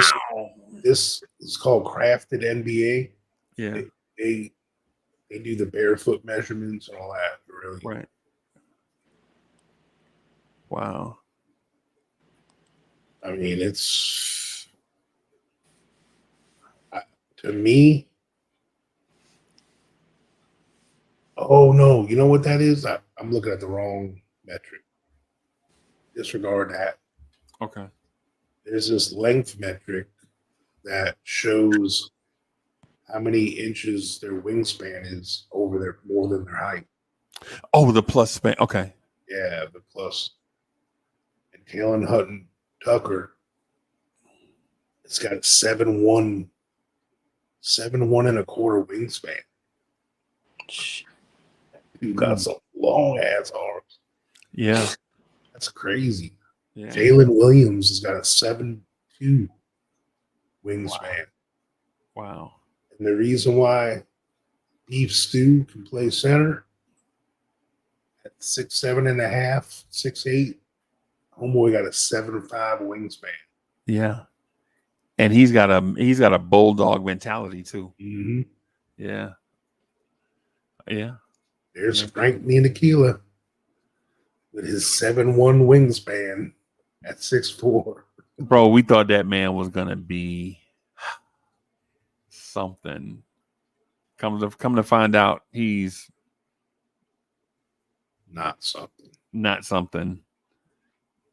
Yeah, man. All right. Well, I'm gonna get out of here, wrap up, man. And everybody, thank y'all for rocking. Coach, we gotta share it. If you said what's the name of the site for everybody watching? CraftedNBA.com. CraftedNBA.com. Yeah, let me. I'll show you just the one with the length, the arms length thing. I'll put it in the chat. Okay. There you go. Oh yeah, big ups to the Olympians. I've been watching them Olympics. Oh yeah. Yeah. Congratulations. Have you seen Deadpool and Wolverine yet? Not yet. I want to though. I say I talked with Try yesterday after we all talked. And we talked about doing like a review thing on that movie once we all watch it or something. Okay. Okay. I'm definitely interested in checking it out. Okay. All right. Well, we'll talk about that. I'm gonna end this thing with everybody. Thank y'all for rocking with us. Peace, everybody. Bam.